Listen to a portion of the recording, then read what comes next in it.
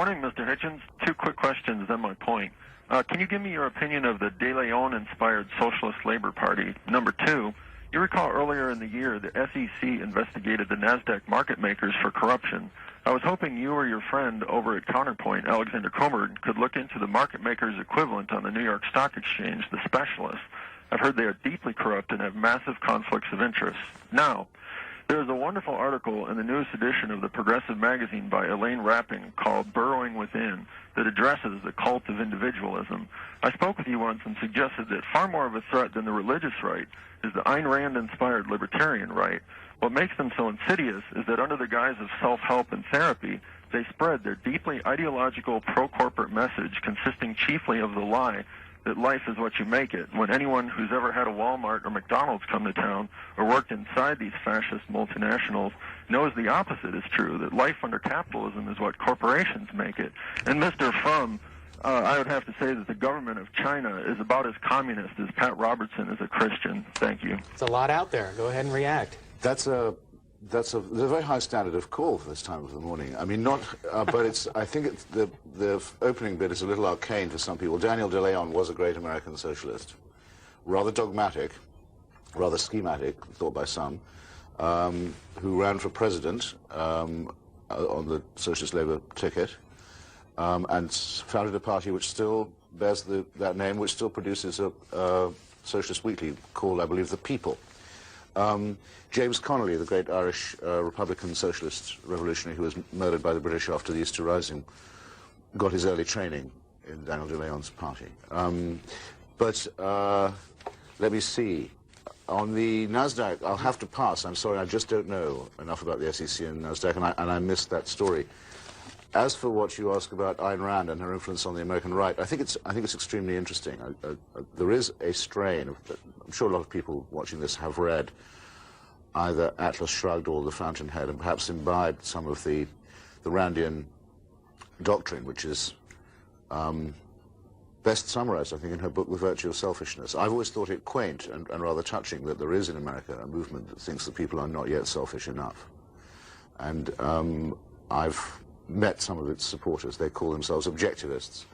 And I've debated with them, but I've never got to the bottom of that problem. They think that really America is a society already rotten with too much socialism and compassion. And it's just so refreshing to meet people who manage to get through their day actually believing that.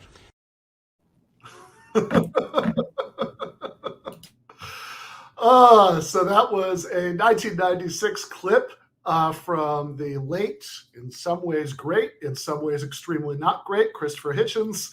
But that was kind of Hitchens at his best, responding to a bunch of random things that he got in a C-SPAN call, including Daniel De Leon. I love the fact that he knew who Daniel De Leon was and gave this like couple sentences about the history of the Socialist Labor Party, which is a like hyper obscure sect in the history of American socialism. Actually do have some relevant family history that I will share sometime on the show, but not right now.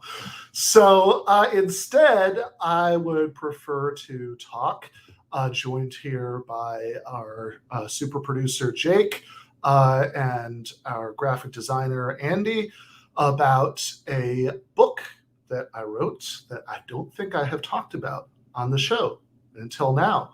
And we can actually announce a publication date and everything.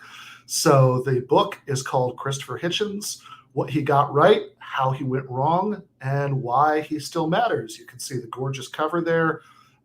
The central part of it, that image of Hitch, was drawn by Andy. I think it's some of his best work, and very generous blurbs there from Anna Kasparian, from the Young Turks, Bhaskar Sankara from Jacobin, Ed Buckner, who actually knew Hitchens a little bit when Ed was the head of the American Atheists during Hitch's New Atheist phase. And I wrote this for a couple of different reasons. I should say that it comes out on New Year's Eve, so 2 months and change from now on New Year's Eve. So you can, if you pre-order it, so it arrives then. You can take a nice quick look at your copy, before going out to do some drunken New Year's Eve revelry, which is definitely what Christopher Hitchens would have wanted you to do. Is to go out and drink rather than sitting home reading the book. But then in the morning when you're hungover and you want something to distract yourself with, you could actually read the book. Now, I know that no matter what I say, most people are going to buy it on Amazon because that is where most people buy books. And I know the Amazon link is supposed to be up by Thursday. But where I'd actually prefer you to buy it, if, for that section of the audience that will actually heed this, is from Red Emma's, which is a worker-owned bookstore in Baltimore. But, you can buy books from them anywhere, and anywhere in the United States at least, and they'll send them to you. If there is a Red Emma's equivalent in Canada or the UK or Australia or New Zealand, let me know, and I will plug it for viewers and readers in those places. Thank you, Joe. You're one of the best people in the world. He says has already pre-ordered it. So that is redemmas.org. So you can support a worker cooperative, which I think is a really useful thing to do, not because I think we can ethical consumerism ourselves to a better world. Unfortunately, I don't think that's realistic, but because I think it's really good to have a bunch of examples of thriving workers co-ops out there that we can point to as proof of concept that we don't actually need a society that's divided between workers and bosses to have a functioning economy. I think that is a really useful thing to show. 1996, Christopher Hitchens would have agreed. Later versions of Hitchens, but 1996, Hitchens definitely would have been on board with that. 2001, he wrote a book called Letters to a Young Contrarian, where he made it clear that over the course of the 90s, he'd kind of given up. By the end of the 90s, he'd kind of given up on the idea that socialism was ever going to happen. It seemed increasingly anachronistic to, kind of hold out hope in that. And I think one of the big arguments I make in the book is that everything else that kind of went wrong with his politics sort of stemmed from that loss of faith and there being some kind of socialist alternative to change the world for the better in that way, rather than in some of the ways that he sort of turned to once he kind of gave up hope on that in that last decade. In particular, of course, believing that democratic revolution, could be spread to the Middle East by a method that, I think we've seen the disgusting results of that, for the last 20 years. And that just kind of came to end in Afghanistan very recently. But wanted to do a couple different things in the book. One is to kind of reintroduce, or not even reintroduce, introduce young socialists who, came of age at a time where if they remembered the guy at all, it was from the New Atheism YouTube period. Introduce them to this body of work that he produced between 1971 when the very first book with his name on the cover came out. It was a collection of essays by Marx and Engels on the Paris Commune with an introduction by him, to 2001, Letters to a Young Contrarian, which, like I said, is where he gave up, on the socialist project ever, coming to pass. So one is I want to introduce young readers to that body of work. I think that there's a lot of really good stuff there that, that people on the contemporary left could benefit from. And another is that I wanted to explore what went wrong, right? Why is it, right? If we don't just settle with the emotionally satisfying explanation that everybody who disagrees with us is a grifter, then what is the reason that, he had this bad political turn in the last years of his life? But also, Hitchens spent a lot of his life, on philosophical issues, arguing with people about God and, morality and stuff like that. That, as a big old philosophy nerd, I am interested in all of that. And I think getting to write about him combined all of those things for me. So that again, hope you enjoy it. New Year's Eve, pre-order at redemmas.org. You can also get a little preview of what I say in it. I was interviewed by Current Affairs magazine So that's the title of the interview. It was Christopher Hitchens, Still Worth Reading, that you could read over at Current Affairs. All right. Let's switch gears here, guys. Are you? Let's start with Jake. Are you? How much do you know about Lin Wood? Very little. I keep failing these pop quizzes of yours, which might be healthy, right? Yeah. I think it's extremely healthy. I think that the emotionally healthy amount to know about Lin Wood is nothing. That you're probably living a better life if you say who's that. So why are you doing this to me then? I don't know, malice. Lin Wood. Actually, Andy, I'm sorry. I should give you a chance to play here. Yeah, he's a Georgia lawyer who's been like arguing that the election was defrauded and Joe Biden stole it. I live a sad life. Yeah. So Lin Wood is a right-wing lawyer who, big in the Trump really won the election. We should sue people and do audits and all the other desperate things they tried, to very ineffectually overturn it. I mean, the whole, it was like a 3-month drama of the equivalent of the big tall guy holding up his hand like this while the short guy waves around his arms and, nothing happens.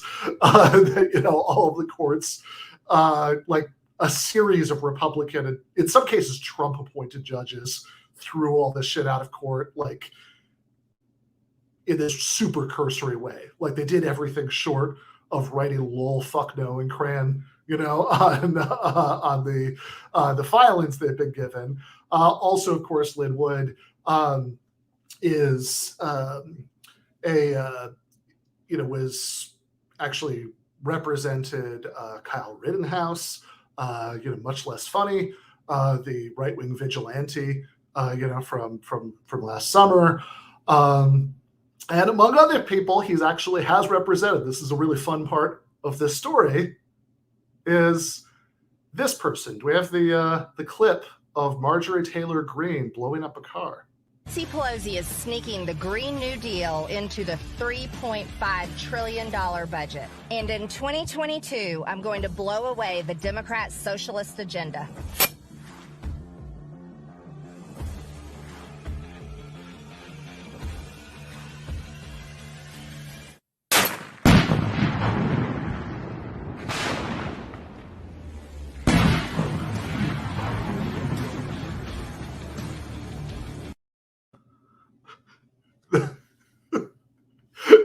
That is a sitting member of Congress. If you're listening to this on the podcast later, that was a real ad put out by Congresswoman Marjorie Taylor Greene, in which she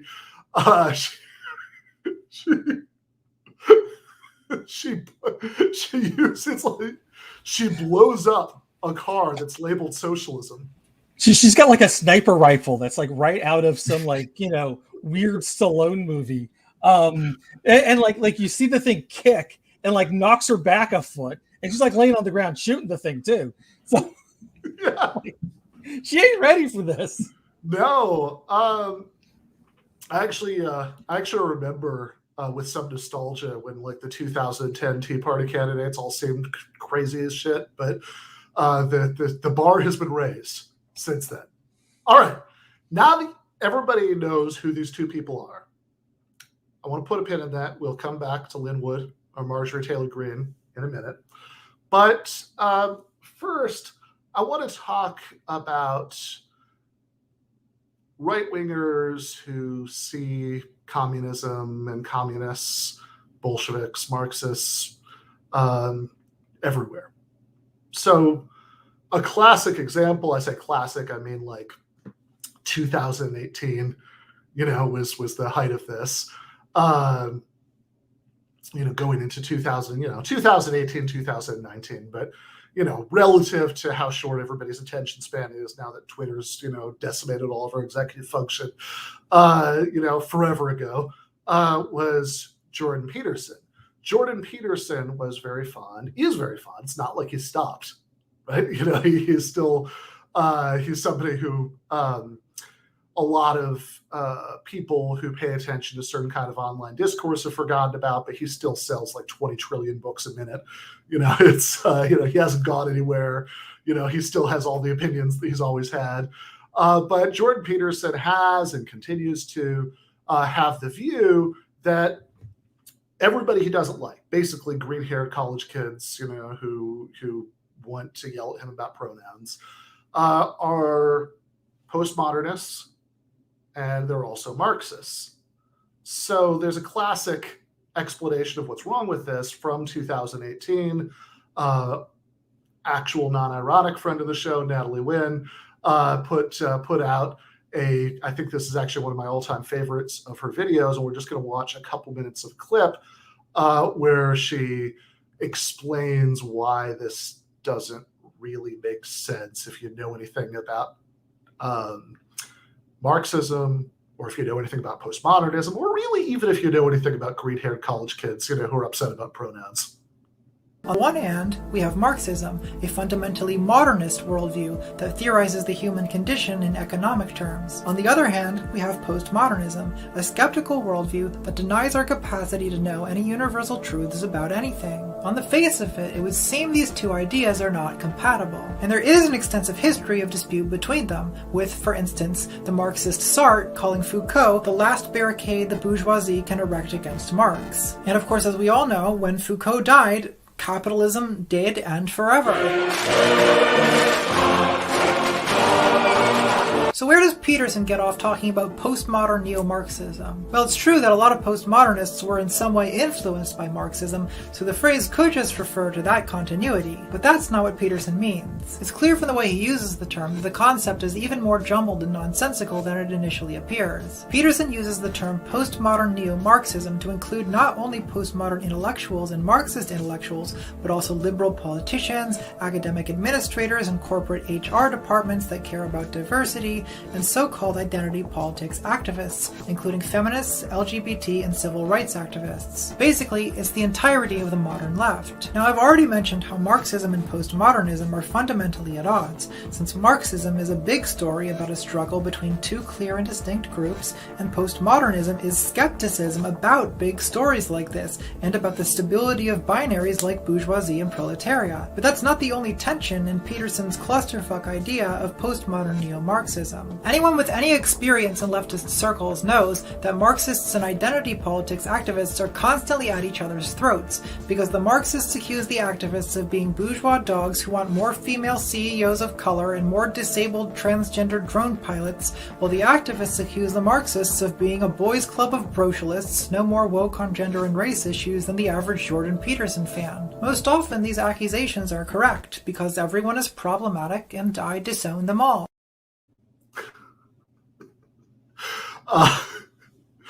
Classic video, best part. Even if the both sides is at the end makes me grumble, even in the context of a joke. But in any case, that's a really good video. It's a really good part of the video. So that's Jordan Peterson. This is 2018, 2019. Now, of course, it's 2021. Since then, the insane red baiting scene of communists under every bed sheet, and in every in every cupboard has gotten much more advanced. Now we have somebody named James Lindsay, better known in some circles by his Twitter handle @ConceptualJames, and @ConceptualJames is a very conceptual man. We're actually going to do an episode, I think, about him at the end of November. I have some guests, being lined up for that. Sorry, the sadism is not going to end. So @Conceptual James has updated it. It's not Marxism equals postmodernism equals blue-haired college kids. Now it's Marxism equals critical race theory equals the CDC equals blue-haired college kids. And if you look at basically any of his tweets, there you go. Make communists and fascist marginalized groups again, communism being obviously, as we know, a very mainstream part of American society. Not everyone recognizes that the American communists were trying to install neo-communism, public-private partnership. That's neo-communism. It's public-private partnerships because they're public in it. Stakeholder capitalism. Stakeholder capitalism is communism. Or communists, but very many people can now see something is badly off and coming from those people everywhere. They hold power. Lol, Bojo is being more communist than most of labor. Boris Johnson, who's talking about, and everyone is like, lol, he's a Tory. Yeah, all right.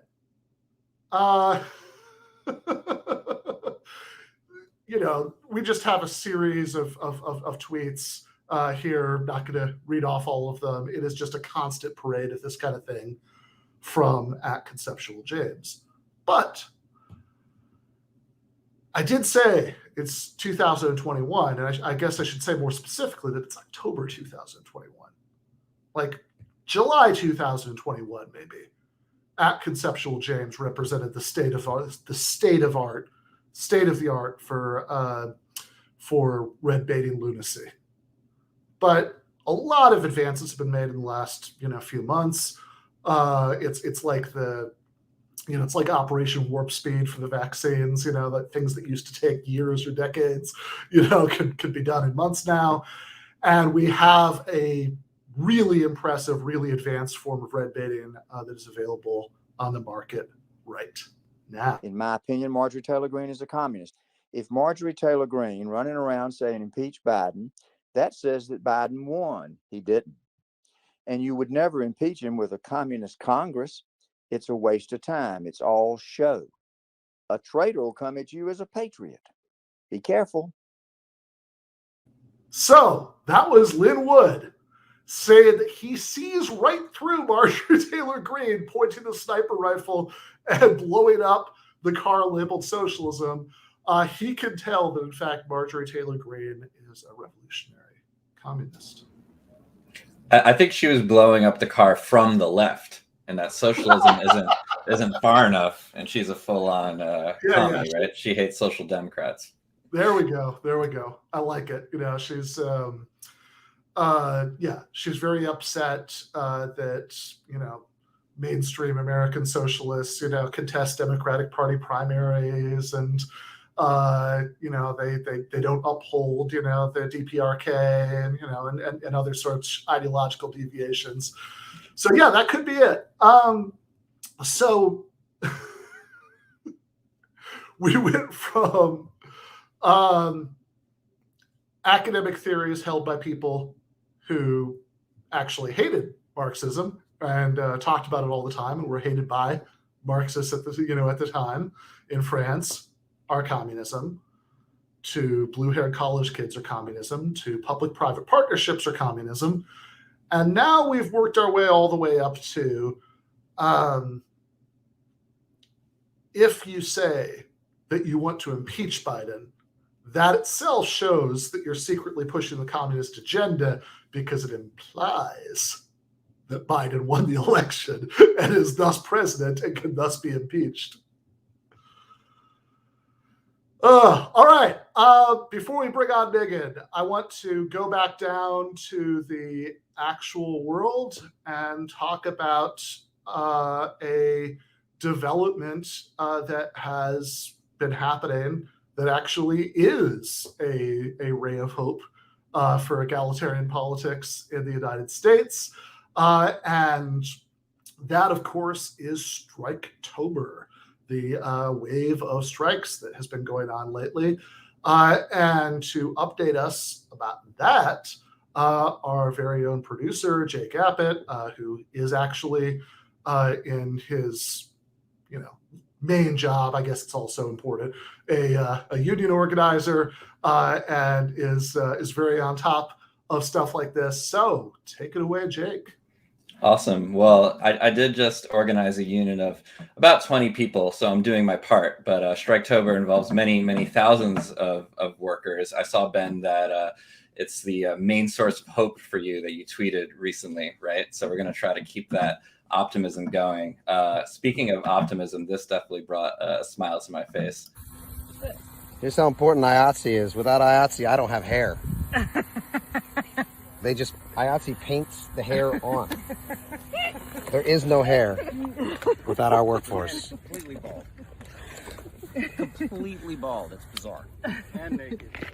And also, here's our, yep, and also we're naked without that man right there, Ryan Wardrobe, Abby Roll, Thea Samuels. Who cares?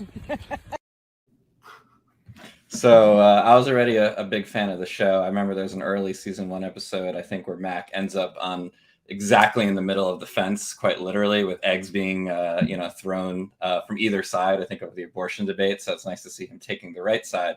So let's do a quick update on Striketober. I'm relying a lot on the reporting of my friend and colleague, Jonah Furman, who I actually know from college, who's been doing some great labor reporting. He has a piece in conjunction with The Intercept and Labor Notes. The John Deere strike shows the tight labor market is ready to pop. And it's a great piece that I'd recommend checking out. I think what's, to highlight about, from Striketober. Right now we see a mini strike wave, right? That is part and brought by the fact that we're on the tail end of a calamity, right? And that there was, major strikes that major strike waves that happened at the end of World War I and World War II. If you were going to, compare those strike waves, that would be like the meme of like the dog, the strong dog flexing, right? And today's strike wave would be the cute dog. But, these days, I think we should take inspiration where we can get it with union density as low as it is. And we don't want to spoil Ben's mood. So there's been, there's a huge pressure valve, right? That's kind of popping off. Let's see, right now, most recent developments, 10,000 John Deere factory workers, part of the UAW union, walked off the job, first time in 35 years. And who are they joining? Currently on strike, 2,000 hospital workers striking Buffalo, New York, 1,400 production workers for Kellogg's in 4 states, 450 steelworkers in Huntington, West Virginia, one-day walk of 2,000 telecommunications workers in California, all since October 1st. 1,000 coal miners, 700 nurses, 400 whiskey makers in Kentucky, 200 bus drivers in Reno were already on strike, in addition to recently settled strikes by 2,000 carpenters in Washington, 600 Frito-Lay workers in Kansas, and 1,000 Nabisco factory workers at 5 plants across the country. So that's kind of the rundown. So in terms of things to look for, which are interesting dynamics here, Jonah actually, he got an anonymous source to provide him with, you can see here, this Wall Street analyst report to investors is interesting, is really worth quoting in full. The owner class has its eye on what's going on inside of the UAW. So what the anonymous source reported to the shareholders was, our time with the Deere UAW union rank and file across Iowa last week provided us perspective on how deep-rooted the distrust is between the rank and file union members and its UAW national leadership, which complicates the negotiations with Deere, and the deep-rooted anger these members have for what they perceive to be 25 years of granted concessions to Deere, such that with Deere's profits currently being so strong, they see it as time Deere workers share more in that success, including unwinding some of the most unpopular concessions of the prior contracts.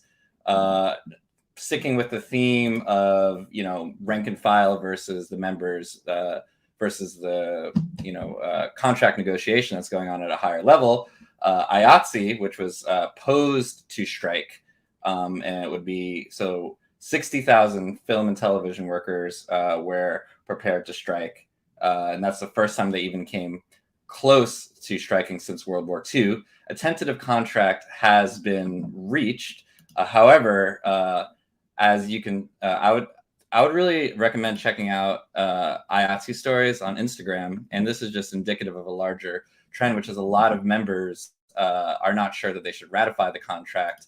A small part of just one post on the Instagram is, I'm the wife of a camera operator. We have 3 young kids. My husband is essentially an absent spouse/father due to working hours. It's impossible to plan events since his schedule is constantly changing day to day, week to week. IATSE needs to vote no on this agreement. And you could check out the rest of some more posts on the Instagram. But I think as Striketober goes on, it's just interesting because I know when I came to the labor movement, I wasn't really, I knew as I was a socialist and I wanted to get involved with the labor movement as, you know, as the best instrument of, you know, to wage class warfare, but I wasn't so tuned into the intra-union fights for rank and file democracy, right? So that's going to be really big. And, you know, we know that the teachers union, that was all rank and file militancy, right? The wave of strikes that came in 2018. So that's going to be really exciting to look into going forward. And if I'm on Ben's good side, he might let me do more of these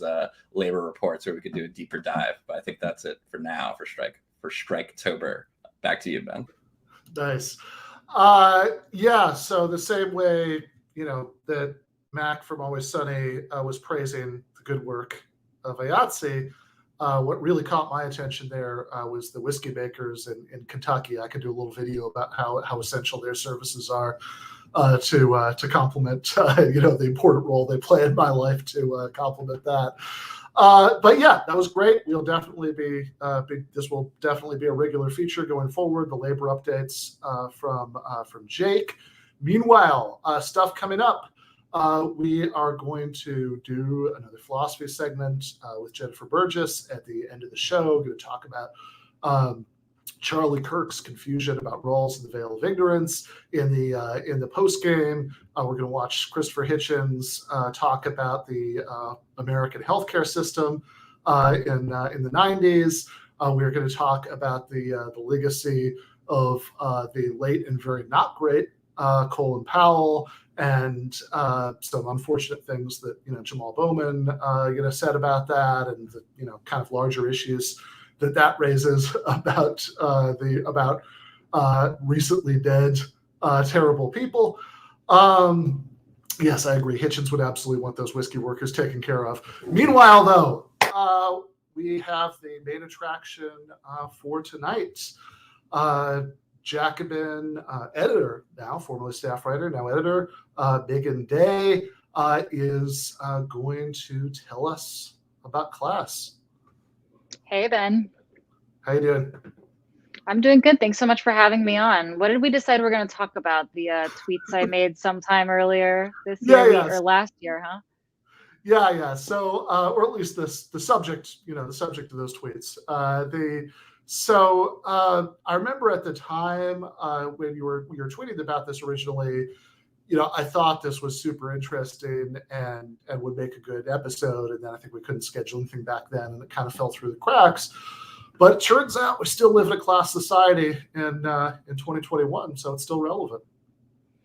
Yeah, that's right. I'm glad to get the opportunity to talk about this. I remember firing these off, and then people were excited about them, and then I quickly got swept up in other things. I thought maybe I would write an article about it. One day, perhaps I will. But in the meantime, this is good to return to it and talk to you about it.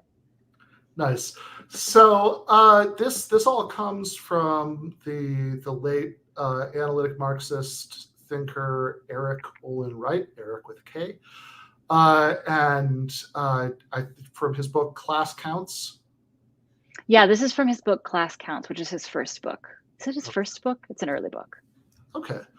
So a lot of times when you think about this, actually one of the videos we watched earlier, somebody said, you know, when you're thinking about Marxism, you're talking about two clearly defined groups, but you know, capitalists and workers. Wright is complicating that a little bit to talk about different, you know, more fine-grained class positions people can have under capitalism. And I think we've got a graph from that book where he goes through a bunch of different possibilities. Yeah, this is his, as he says, this is his elaborated class typology. I think that he would certainly tell you that this is not definitive, but it is really useful. And the first time that I came across it, it really expanded my understanding of who constitutes the working class and why certain segments or members of the working class behave differently. Obviously, it's not a one-to-one on an individual level, but when we're looking at patterns overall in society, we can tell that while there are everybody who is employed by a capitalist and has their labor values, or technically speaking, who is exploited by a capitalist and has the value produced by their labor appropriated, the surplus appropriated by a capitalist, right? These are people who are technically in the working class.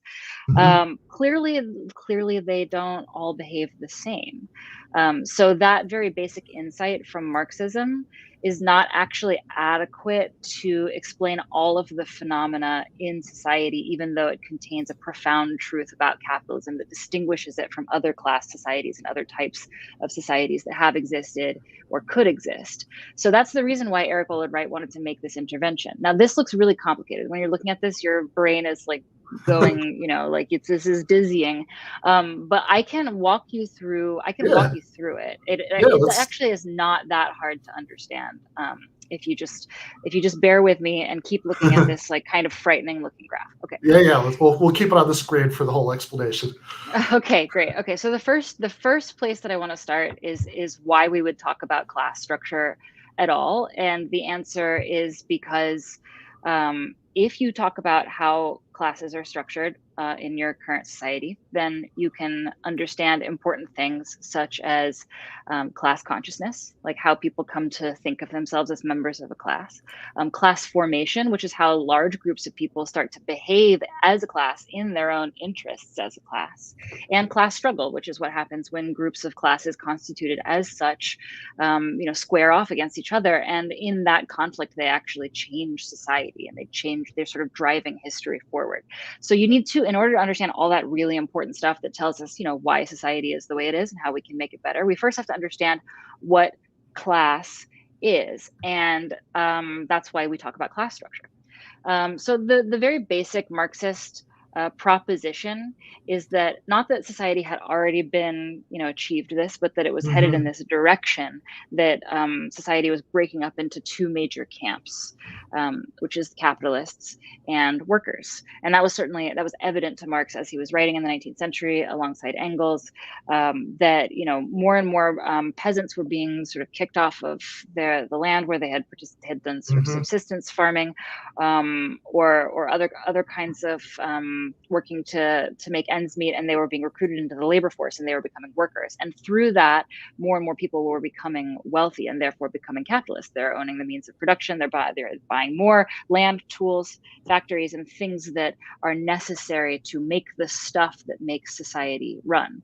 So that was the process they were observing at the time. And then Marx and Engels sort of complicate this by saying, well, we know that there are other classes in society. Like, for example, there are members of the petty bourgeoisie, which they defined as people who they own the means of production for themselves, but they don't employ anybody else. So they're not actually using those means of production to exploit anybody. Today I was driving down the street and near my house, and I saw a little shack that has like a really cool sign out front with an evil eye, and it's a psychic. And I thought to myself, like, that is a petty bourgeois person. That person, unless this person has employed someone to do their books for them or something like that. It's just it's a tiny shack. I'm assuming it's just one person. She owns the means of production. She owns her tarot cards and her crystal ball and and all of the other things in her studio, but she's neither exploited by her clients nor is she exploiting anybody. So those are people who fall outside of that traditional relationship between capitalists and workers, but they sort of have to fit themselves into a society that is dominated by the relationship between capitalists and workers that really defines capitalism. So those are the three kind of classes that Marxism proposes for us to think about. That would be capitalists, workers, and the outliers, the petty bourgeoisie. But it's really useful for helping us move away from a liberal understanding of class, which is totally gradational. So like a liberal understanding of class is like you know, like you have more stuff and your life is nicer. It just you seems like you're more physically comfortable, and so you're of a higher class, and that's that. And you just go Yeah. all the way up and down like a pure spectrum with infinite dots all the way in between the highest and lowest points is how liberals sort of understand class, which Which of leads to a course, lot of confusion, right? yeah, right. I mean, like, so for example, I mean, that tarot card reader that you're talking about, quite possibly, I mean, maybe not now because there have been so many attacks on this, but like certainly in the 90s, uh, very possibly, you know, made less money than and had less material perks than like a skilled trades, you know, auto worker who was a member of the UAW and, you know, might very well even have like a little, you know, cottage on the lake or something, you know, that was like certainly in mid-Michigan when I grew up, you know, like was very common for people in those sorts of jobs. Absolutely. And I think like that's where you get into the confusion engendered by the liberal gradational understanding of class. Because what counts if you're doing that? What counts as a comfortable life? People have different definitions of that, actually. Some people, for example, get really hyper fixated on your cultural mannerisms. That's the thing that defines class. People get fixated on you know, how nice your property is. Some people, you know, there's a variety of ways to measure that, and it just leads to, I mean, frankly, it just leads to a culture war ultimately, if you think about it that way, and not actually understanding that class is relational. So the three classes that like the classical Marxism gives us to consider are really useful for breaking out of that liberal gradational frame and getting into a Marxist relational frame, where it's like classes are defined by their relationship to each other. So in Marxist class analysis, you would say that in pre-capitalist societies, and even in some capitalist societies, there are, you know, slaves and slave masters are distinct classes, which are defined by their relationship to each other, right? A slave master is someone who owns slaves, and a slave is someone who is owned by a slave master. That's what makes them classes. The same is true for like, you know, feudal lords and serfs. They're defined by their relationship to each other, which is why they are classes. And the same is true for capitalists and workers. But it's not true for homeowners and homeless people, which is how liberals think about class. Liberals think about class as like, if you're a homeowner, you're of a higher class, and if you're a homeless person, you're of a lower class.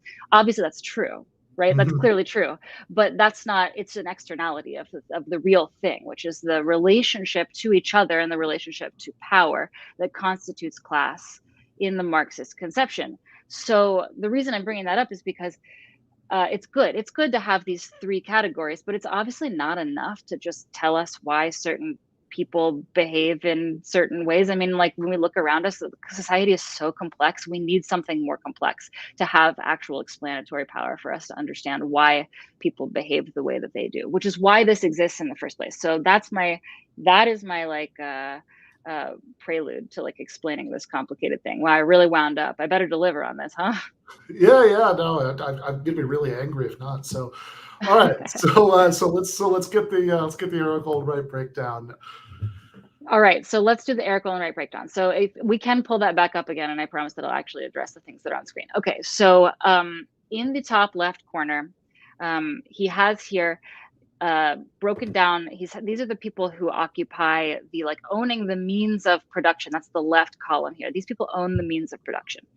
He breaks up you know, capitalists and small employers. I think that's kind of semantic, but his point is that there's obviously a distinction between like the owner of GM and like the owner of the sandwich shop on the corner around like near my house, which is true.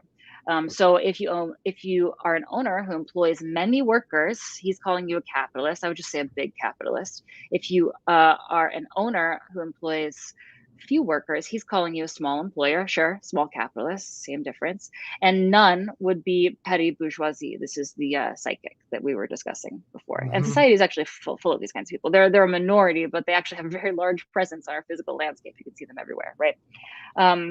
So that accounts for basically everyone who owns the means of production. And then over here on the right-hand side, we have employees. He doesn't want us to just say, okay, and if you work for one of these people, then you are a worker, because it doesn't help us explain so many things that we need to understand about capitalist society. Chief among them is why we don't have why certain members of the working class don't behave like they're workers and don't participate in working class politics, which weakens working class politics overall and makes it less likely, for example, that people who obviously are definitely workers and totally know it, they don't have anything to join. So it sort of helps us account for the weakness of working class politics. So here he's got a grid of all the different kinds of employees. And on the right-hand side, he's trying to rank them in order of their relationship to authority. So there are managers, there are supervisors, and there are non-managers, right? Supervisors are just people with like limited supervisory capacity, and managers are people who like actually are in charge in the absence of the boss, and they are, assigned to carry out the duties of the boss. Yeah. So a manager, as opposed to a supervisor, somebody who doesn't own the place, but might, for example, actually have the power to hire and fire people. Yes. Yeah, and supervisors are like people who are responsible for, keeping the show running, like during a McDonald's shift or something like that. They don't have significant power. And then, of course, there are people in non-management. Now, if that was the only axis, that would be very interesting, actually. It would be very interesting for us just to consider, like, okay, there are workers, but they all have different relationships to authority, and so that's why some of them, don't side with workers. But actually, it's more interesting and more complicated than that, which is that we also have to talk about relationship to scarce skills. If you look down at the bottom, you can see that's what he's working with down at the bottom of the graph. So by non-skilled workers, I want to clarify something. He doesn't mean that these workers don't have skills. I mean, I think maybe that if he didn't want to imply that, he probably should have chosen maybe a different vocabulary. But, that's not what he means at all. Obviously, it requires skill to do most or all jobs. But what he means is that some skills are more scarce than others.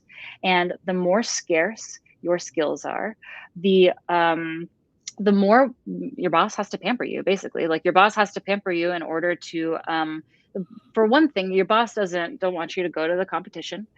For another, your boss in many cases doesn't totally understand what you do, right? And which means that your boss doesn't actually have the ability to monitor and control your labor, which means that your boss has to offer you other inducements to put in as much effort as possible. So you end up with, workers having a really good relationship with the boss that isn't really defined necessarily by like daily experiences of humiliation and domination.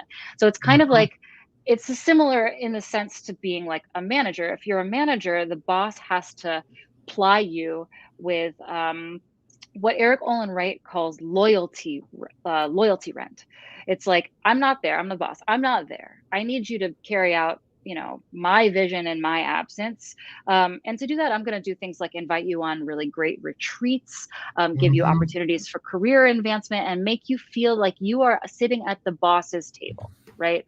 And the same is true for experts or people with really, really scarce skills. This is where you get tech workers and the kombucha on tap, and you get like, this actually does explain that phenomenon of like why people with really scarce skills are both able to command higher wages because there are fewer people out there who can be hired to replace them, and why they have such nice seeming work lives, which make them less likely to have anti-capitalist feelings. And so, like, does that make sense if I've explained the relationship to authority and the relationship to scarce skills? Now you look at this graph and you've got a better sense of the differences between all the different workers. And if you look at the bottom right square, non-skilled workers, that's going to be just like, a worker at McDonald's, like flipping burgers, all the way a diagonal line up to the top, expert managers. That's going to be the CEO of the McDonald's corporation, who doesn't own McDonald's, but is a person with scarce skills and extreme managerial authority. Now we've accounted for the broadest possible swath of the working class, and that's why I like this graph so much. Yeah, that makes a lot of sense. So, I mean, just to kind of circle and underline the part about skills, of course, there are lots of things that people who have the aptitude to do a job or have been doing it for a while, and learn things that's going to take lots of people, people who don't, who haven't done that a long time to pick up.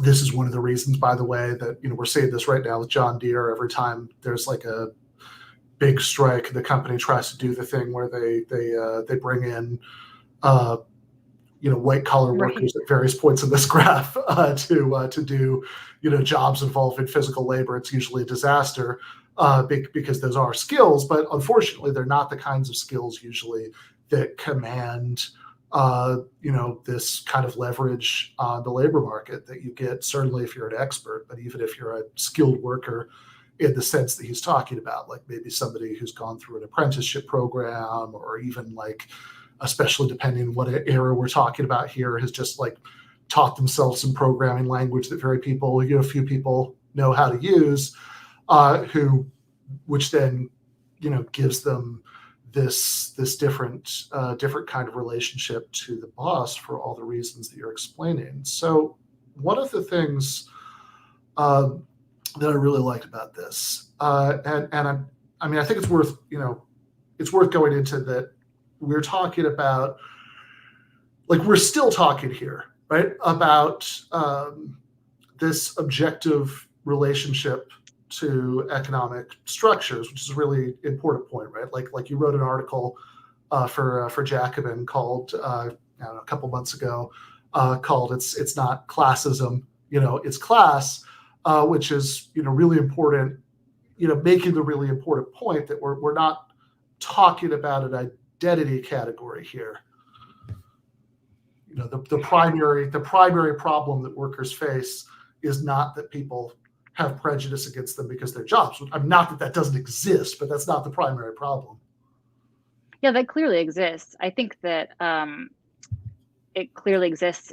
Both prejudice and like class identity are things that clearly exist. It's just that those are made from the raw material of an objective relationship between people who occupy different positions in society, who really can't occupy any other position. Like if you're a worker, you don't have anything else besides your labor power to sell. And so you have to go to the market, you have to take that to the market and sell it in order to afford the basic necessities of your life, in order to reproduce yourself as a person, in order to live to see another day.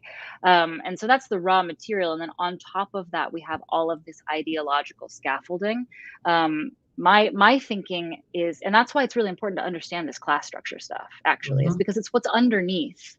It's what's underneath all of the stuff that we experience out in the world as people, the very real stuff like, class prejudice and like nasty ideologies, which I think are in many cases sometimes deliberate.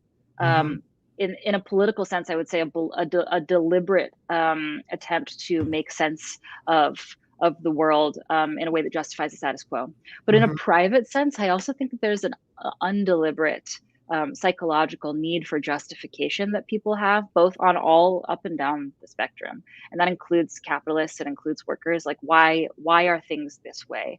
And I think that capitalists want to convince themselves, people who are wealthy want to convince themselves it's because there's a meritocracy and they are better and they worked harder and so on. And in some senses, workers also would like to convince themselves of something like that because it's less sort of existentially troubling.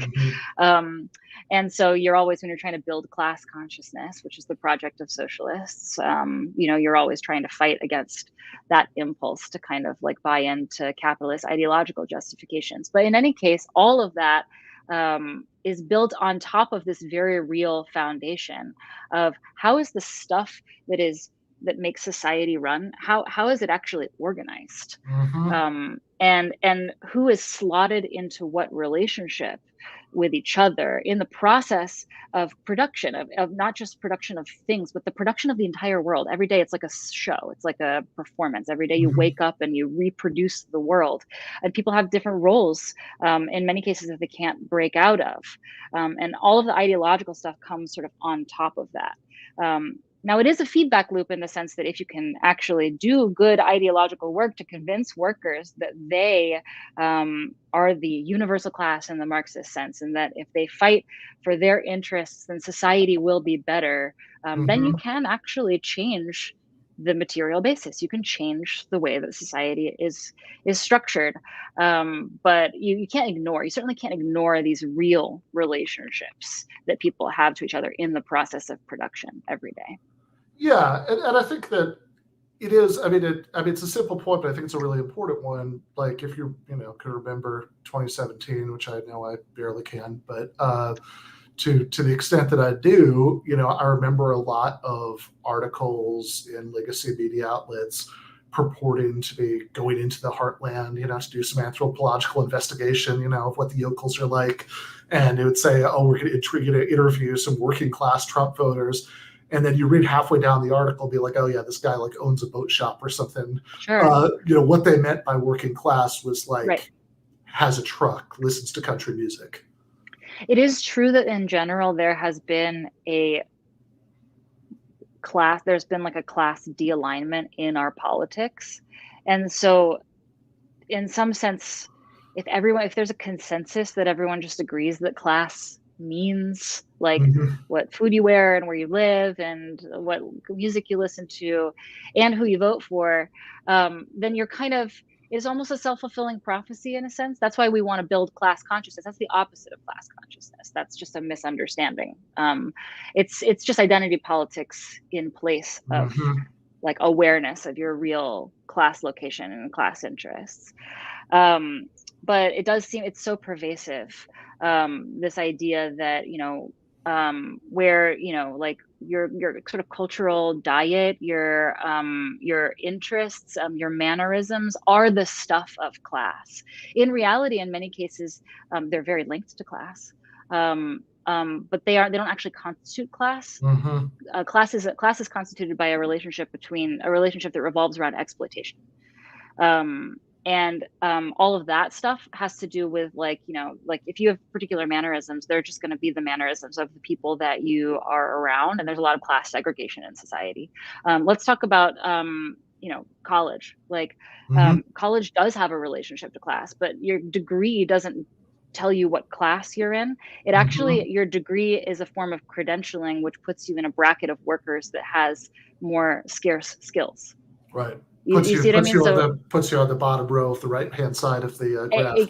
Yeah, exactly. It moves you toward it gives you more ability to command that skill rent that Erik Olin Wright was talking about, because you have a unique degree. And as many people have found out, not all degrees are created equal. Right. And you can get a degree that seems fancy, and then it turns out that it doesn't give you the ability to command that kind of skill rent. So it's like a college degree is not the stuff of class, it's just linked to class. And this kind of graph is useful for us because it tells us like what is actually underneath all of that. And yeah, you had popped up kind of the like outline stuff that I did. I really tossed these off, but let's talk about them a little bit. Yeah, so these were really good. Like I liked the way that you're talking about how we kind of went over what the graph means, but thinking about different parts of it could actually tell us some really interesting things about contemporary politics, right? So like, let's when we talk about this part here, one of the first points you made is increasingly this is what the Democratic Party is selling itself to. Yeah, totally. I mean, the Democratic Party, it's confusing to people because neither the Republican Party nor the Democratic Party can claim to be the party of just the capitalists or just the workers. We don't have a working class party, and we have two parties that both advocate for the interests of capital, but also require the votes of a large share of the country's working class in order to get elected. So it's just like topsy-turvy and kind of confusing. And that's why, the culture war rushes in as a substitute for class.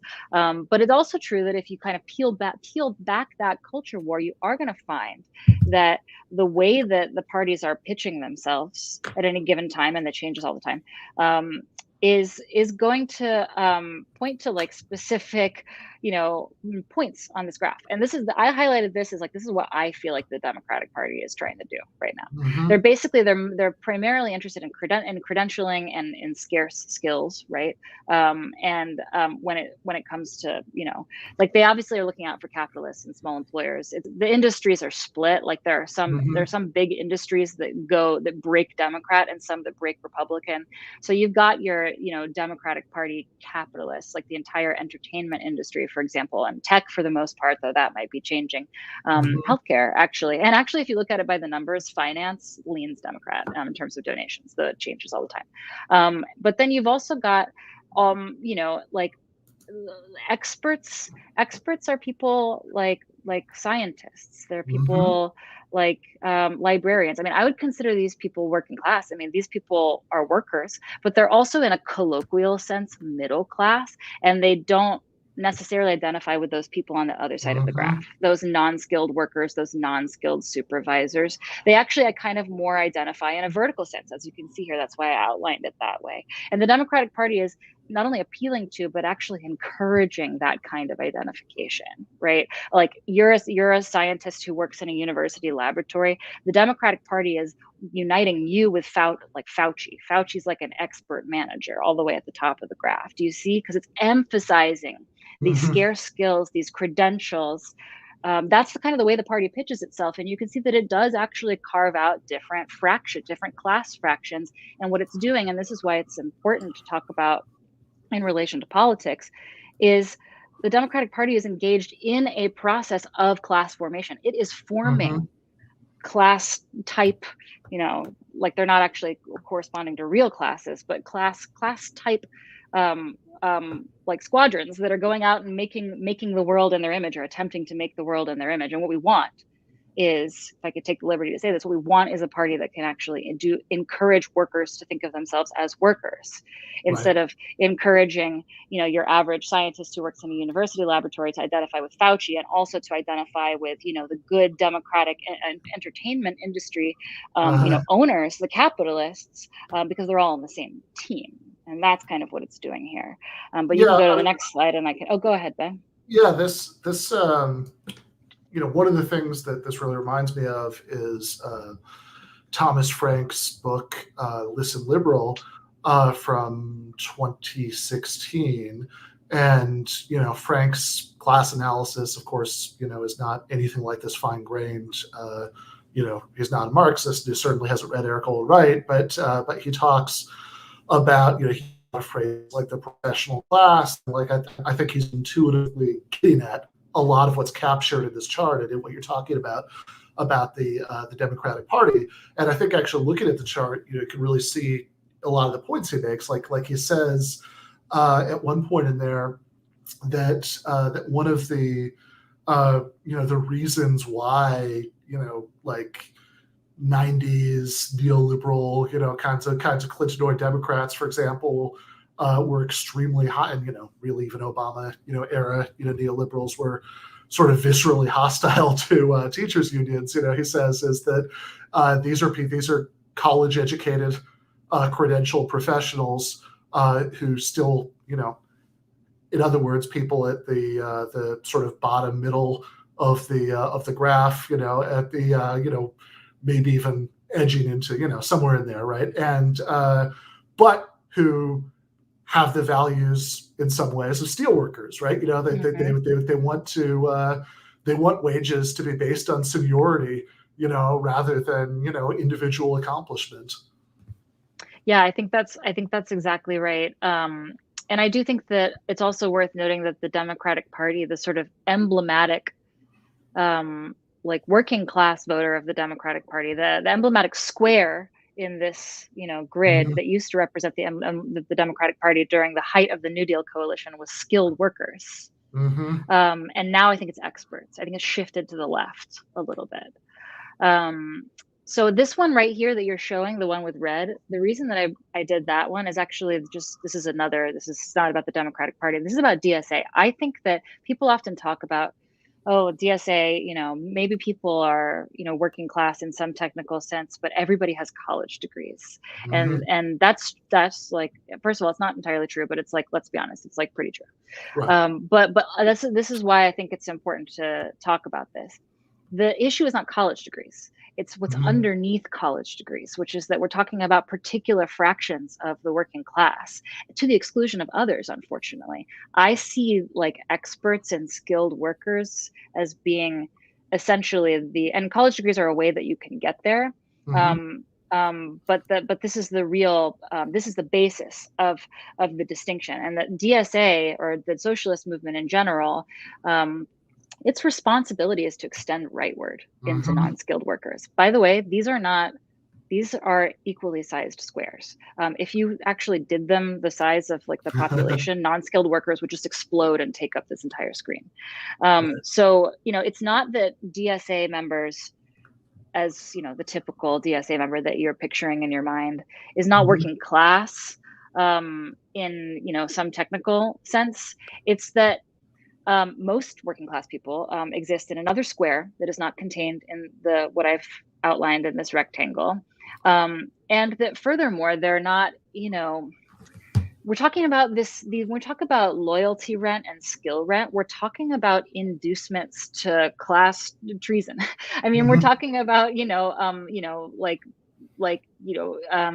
people who can be convinced to kind of get off the ship onto a life raft if the ship is sinking. And non-skilled workers, that's not their problem. Their problem is that they're completely demoralized. The problem with somebody like an expert or a manager is that they can sort of be recruited to the other team, or at least half recruited to the other team, or certainly recruited to, temper their enthusiasm and their alignment with other members of the working class at key moments of struggle.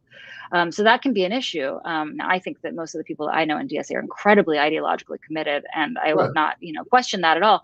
On an individual level, there's no doubt about it. But broadly speaking, we need non-skilled and skilled workers, I think in particular, to be the vanguard of class struggle. I mean, the problem with having a socialist left that's right now, whatever it is, 90%, composed of people in those two squares, notwithstanding the occasional petty bourgeois podcaster or whatnot, but the almost entirely composed of people in those two squares is not that the individuals who become active socialists who are in those two squares, not that you have to worry about them, but that the people that they're sort of acculturated to, the people that they know, the people that they're in the best position to organize are in those two squares, which is not to say that there's no organizing to be done in there, but as you point out, that's not the majority of the population, and it's also not the majority of people who are at least under certain circumstances, much more likely to be militant, much more likely to actually be the natural base of an effective socialist movement. And I think also I think one of the things that's actually really useful about looking at this this grid in front of us is that we can see our tasks a little bit clearer. I mean, in DSA, you have a pretty sizable portion of people who went to college and they have the ability to maybe in their workplaces be skilled workers, certainly, but maybe even muscle their way up to expert or something, but actually are choosing to go get jobs either in highly representative skilled workplaces or as non-skilled workers with the intention of organizing from there, because they know that it's a smarter and better place to be. And I agree with that. I think that's a good strategy if you happen to be one of those people.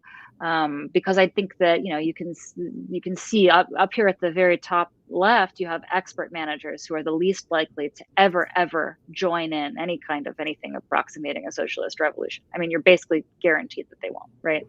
But down here on the right, if you can get something popping, these are the people who actually will see it as their ticket to living a decent life and will really actually struggle till the end for it. The only reason they don't do that right now is because there's nothing going to join in, and so they're incredibly demoralized, which they probably are right to be, frankly. I mean, what would they do? Sacrifice their, they have to wake up and go to work every day. It's hard enough as it is. They're not going to sacrifice that for a chance on something that won't necessarily work.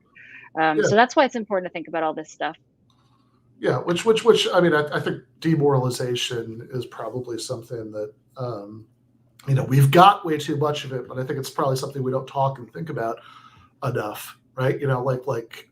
Even within people who voted in Democratic Party primaries last year, which is of course tilted towards the left side, of the the graph, because lots of people who are on the bottom extreme right part of the graph, non-skilled workers are less likely to be even tracking when their state's primary is or whatever. But even within people who might be colloquially middle class, the squares that rises here, but certainly among people who are in that non-skilled worker graph, but among everybody, it's not like Bernie Sanders lost the primaries because people didn't want health care. Right. There's overwhelming polling evidence that certainly people who voted in Democratic primaries were overwhelmingly favorable to that program. It's just that people don't vote based on preferences that they don't think are ever going to come to pass.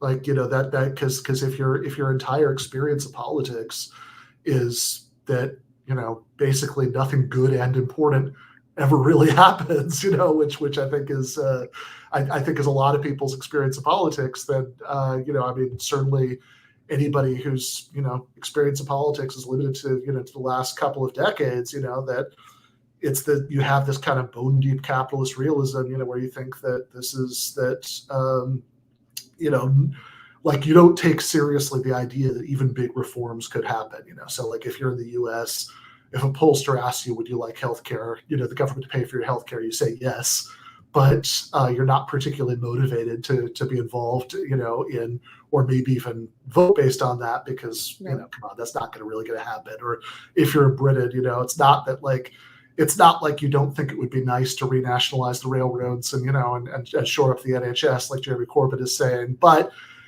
none of that stuff really sounds like it's going to happen anyway. And whether Brexit happens or not, that could actually change based on the election, so you vote based on that. And, and that's also, I think a big reason why, forever, before this year, there's been tons of polls showing that the number of people who would like to be in a union vastly outstrips the number of people who are in unions. But you're not going to take risks, maybe get fired, as part of an effort to organize one, if you are understandably not particularly optimistic about the outcome, because why would you be?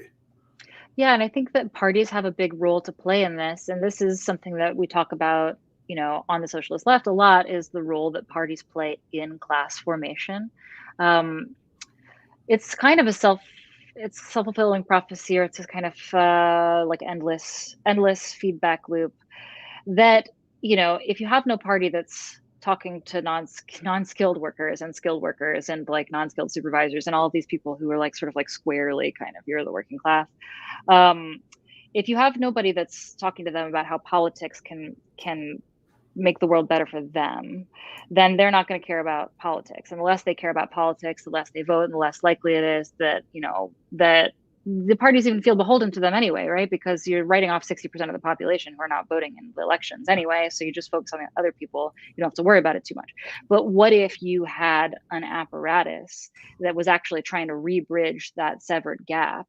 Not that it's ever been fully in the United States ever realized, but certainly in other places it has been, for the German Social Democratic Party in the early 20th century, that was his whole job, was to speak to these people in these bottom right kind of cluster of squares and, try to get them thinking about politics as a vehicle for the expression of class interests in antagonistic relation to the people at the very, very top left, not the expert managers, but the capitalists up there in that corner. And what we don't have that. In fact, we have what I showed, we just talked about with the Democratic Party, the left, those that left six squares I highlighted as that's the Democratic Party. And then if you go back to the one you just had, the green, I think this is the Republican Party. Now, obviously there are people who, vote all over the place, like all over in all these. You always find a million exceptions. I mean, genuinely a million or many million exceptions. But as a pattern, this right here seemed to be, especially during the Trump era. Now things are kind of up in the air, but during the Trump era, this seemed to be what the Republican Party was trying to say was its base. So you had the Democrats talking about, the experts and small employers as long as you're on the blue team. Now you have the Republicans talking about the small employers that are on their team, the capitalists that are on their team, and all of these, this band of like supervisors and managers in particular was very key to the ethos of the Trumpist Republican Party, and who knows where it will go from here. But that was like the big voter parade. I mean, that's how they afforded the votes, is because they're managers, is because they were paid in loyalty rent. These are people who either own small businesses or they are, right-hand men to people who, own big or small businesses. A lot of these people are managers. They're in supervisory roles over other workers. And what the Republican Party has done is stitched them together with capitalists in small employers in this particular formation, just as the Democratic Party stitches its preferred sectors of the working class together with the capitalists in its preferred formation. And you notice everybody's leaving out skilled workers and non-skilled workers. Those are the two that are left out of both of these arrangements. And those are two historically that, especially in tandem, are the best vanguard for the working class. Skilled workers, because their skills are scarce, but they're not so scarce that they're bought off with kombucha on tap, which means that when they quit working, real shit really grinds to a halt. And then also non-skilled workers, because they make up the vast majority of the working class, and they're the people who are ride or die because their futures depend on transformation of society, and they know it. They know it in the right circumstance, when transformation seems possible at all. So this one that you just pulled up, this was just my attempt to say, like, okay, down there in the yellow square, those are the non-skilled workers. Like I said, I would rather add in skilled workers as like skilled and non-skilled workers. It's like shading. There's not a hard line between them, but they make up the real kind of like core and heart of the working class. But let's just take non-skilled workers for the reason that I just said, which is that if there's a revolution really happening, these are the people who are hardest to get to care about anything. But if they actually do decide to care, these are the people who will like actually fight at the barricades, right? Because it's like a good future or a shitty future is on the line. There's no medium future, which is true for a lot of these people in the other squares. So they have to form alliances.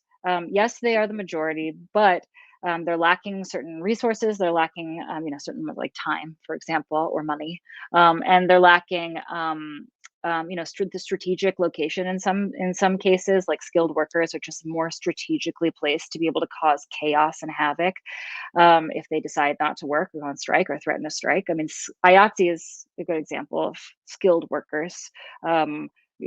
Bringing an industry, certainly not to its knees at this moment, but certainly bringing them to the table with a strike threat. So non-skilled workers have to form alliances. The alliances are all over the map, basically, in the history of class struggle. But everybody in the purple square, you can form an alliance with that has some basis in class politics.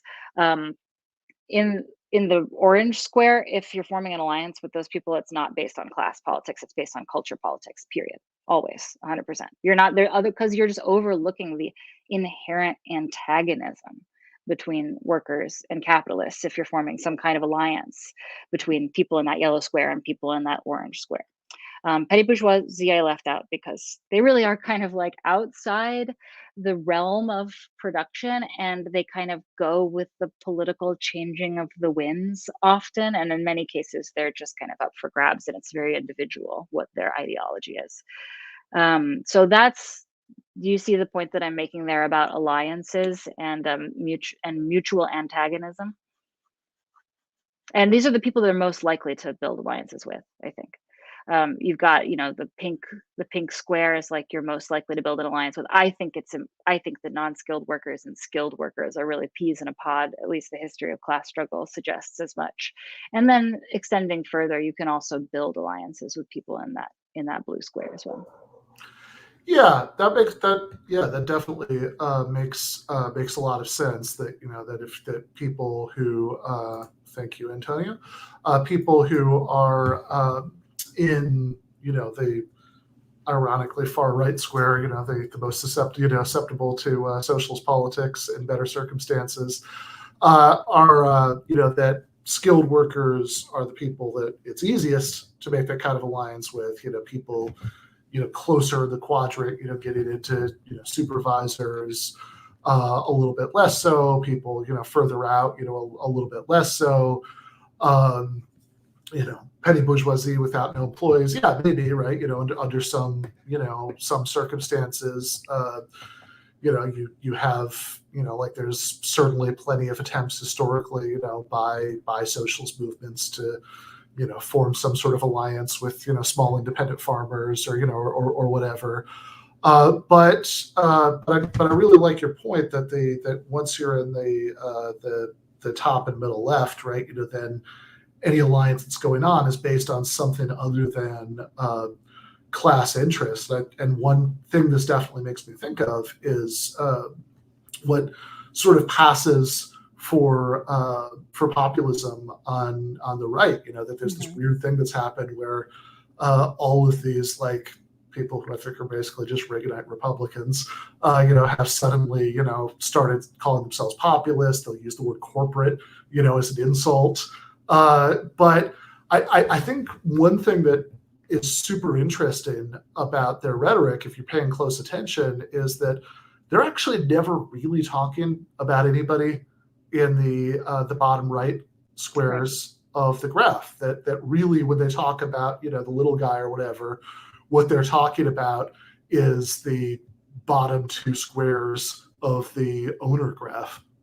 Yes. Yeah. They're talking about petty bourgeoisie and small employers. And I would say also the populist right has kind of a soft spot for managers. It's almost like if you took that left from the entire all three squares of the owner column and the three squares of the top of the employees column, row rather, the managers, skilled managers, non-skilled managers, like that kind of sideways L shape is really, ironically, those are the people who are being appealed to with this populist messaging. That it's actually quite the opposite of populism when you think about that, because that's the top of the graph all the way.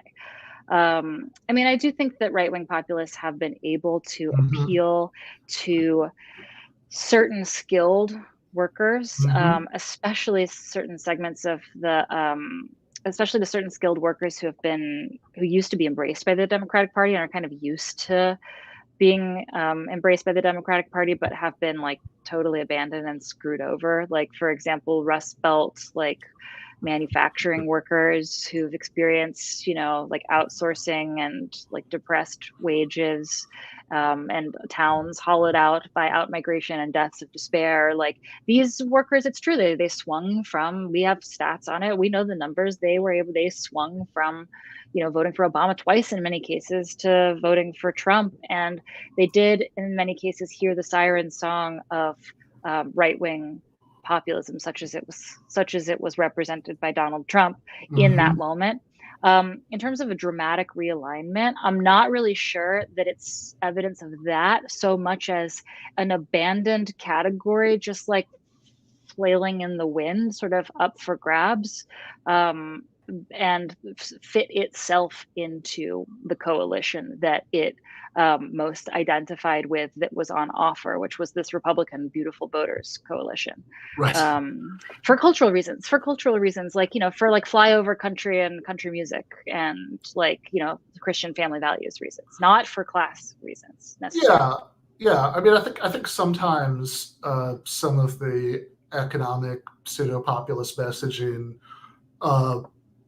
might appeal, to some people in the skilled worker and expert, boxes, sometimes even the unskilled worker boxes, but that's because of the effect of the cultural stuff in kind of distracting, from the actual economic content of it, right? Because in all of these right-wing populist appeals, Right. there is very deliberately a conflation of those two things. They really love using phrases like woke corporations. And it's like, okay, but you don't really dislike the corporation part, you dislike the woke part. You know what it is too? It's like the right is good at essentially name checking something economic and then like using the like attention, like diverting the attention into cultural stuff. Like by that I mean, like, in Indiana there was a factory that made ball bearings that was in 2016. It was announced that it was going to be shut down and moved to Mexico, and Donald Trump tweeted something like, "This factory is going to be shut down, no more!" exclamation point. And it was like, okay, what does no more actually mean? Like, is Donald Trump proposing to like ban capital flight? Like, is Donald Trump proposing to nationalize this factory in order to make sure that the people of this area retain their job? No, he's not proposing anything like that. He's just saying, he's just interpolating this group of people. And then the rest of his messaging, the messaging with substance, is all culture war stuff, right? And the Democratic Party can be blamed for this because the Democratic Party has simply chosen to go in a different direction in terms of who it's choosing to interpolate. I mean, it's leaving those people up for grabs. Right. And those people are used to being appealed to with more substantive politics during the New Deal coalition era.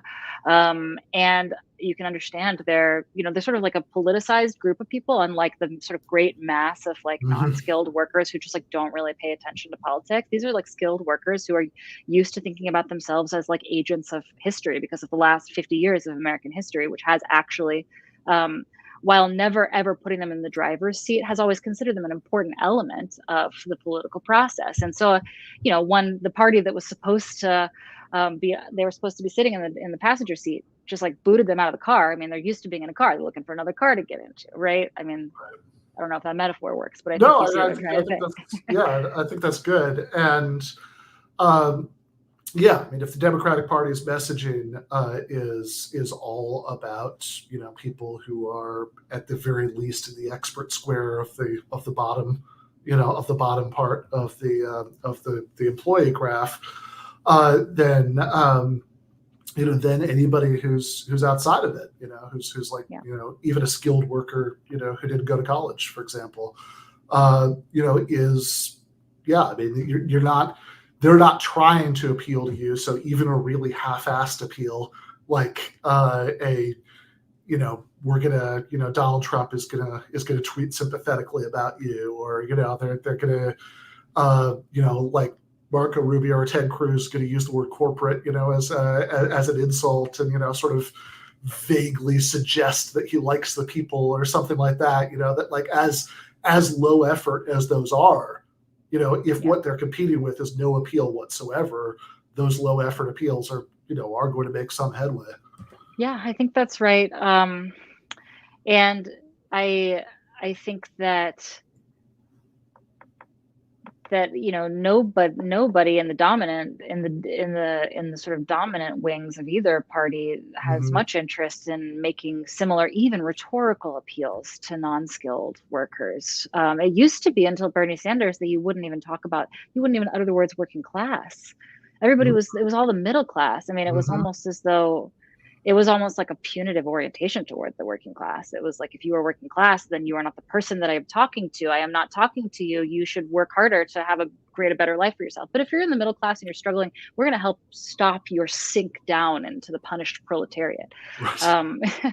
Like Bernie really, I think, changed that. And you see some reverberations in the Democratic Party. Oh, this one. Okay, this was my final one. I don't know how I feel about this. What did I say on Twitter? I said that sometimes you'll see something like this pop up. I think this was truer a year ago than it is now, where with the whole blue box looks sort of aligned against the pink box. Medicare for All for a while was shaping up like this. I think Medicare for All has kind of fallen off people's priorities list, and so I'm not really sure what to think about it. But it's the hyper dominance of the capitalist class in neoliberal capitalism is a unique feature of our of our current system that we need to understand has implications for how alliances get created on this map. And there are some times where capitalists are so out of control and it hurts everybody else so much that you'll see some weird alliances being formed.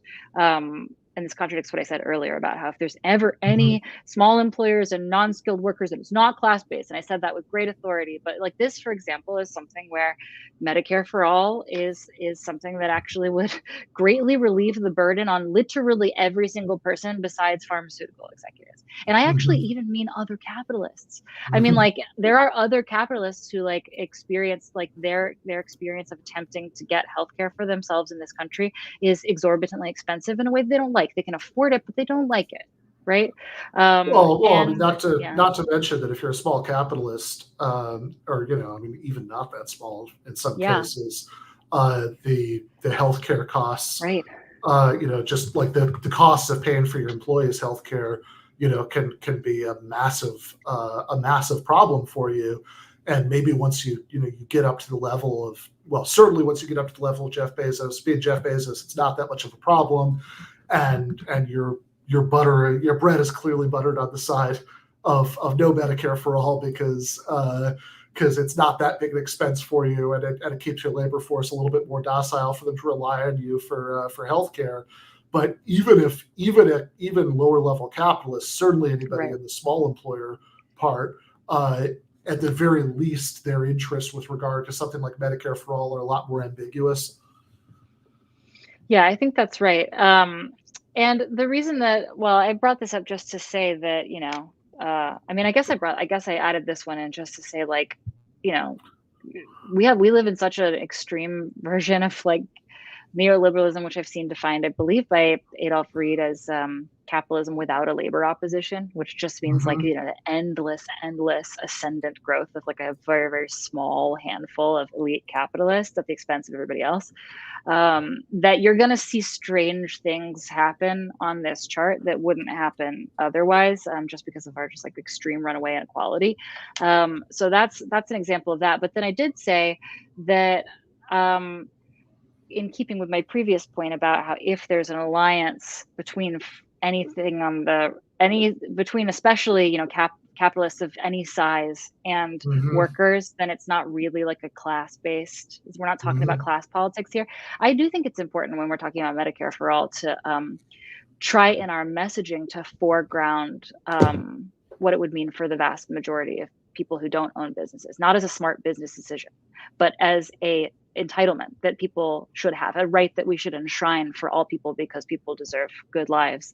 And I have warned against, like I wrote an article in 2017, I co-wrote an article with Dustin Guastella where it was like a letter to Bernie. It was like, stop bringing these like capitalists on stage to talk about how great Medicare for all would be for business, not because it isn't true and not because that it wouldn't be useful in terms of passing Medicare for all, but because your job, Bernie Sanders, is actually to engage in the process of class formation, and that is actually confusing and not helping. And you can win Medicare for all without projecting that on stage all the time, actually.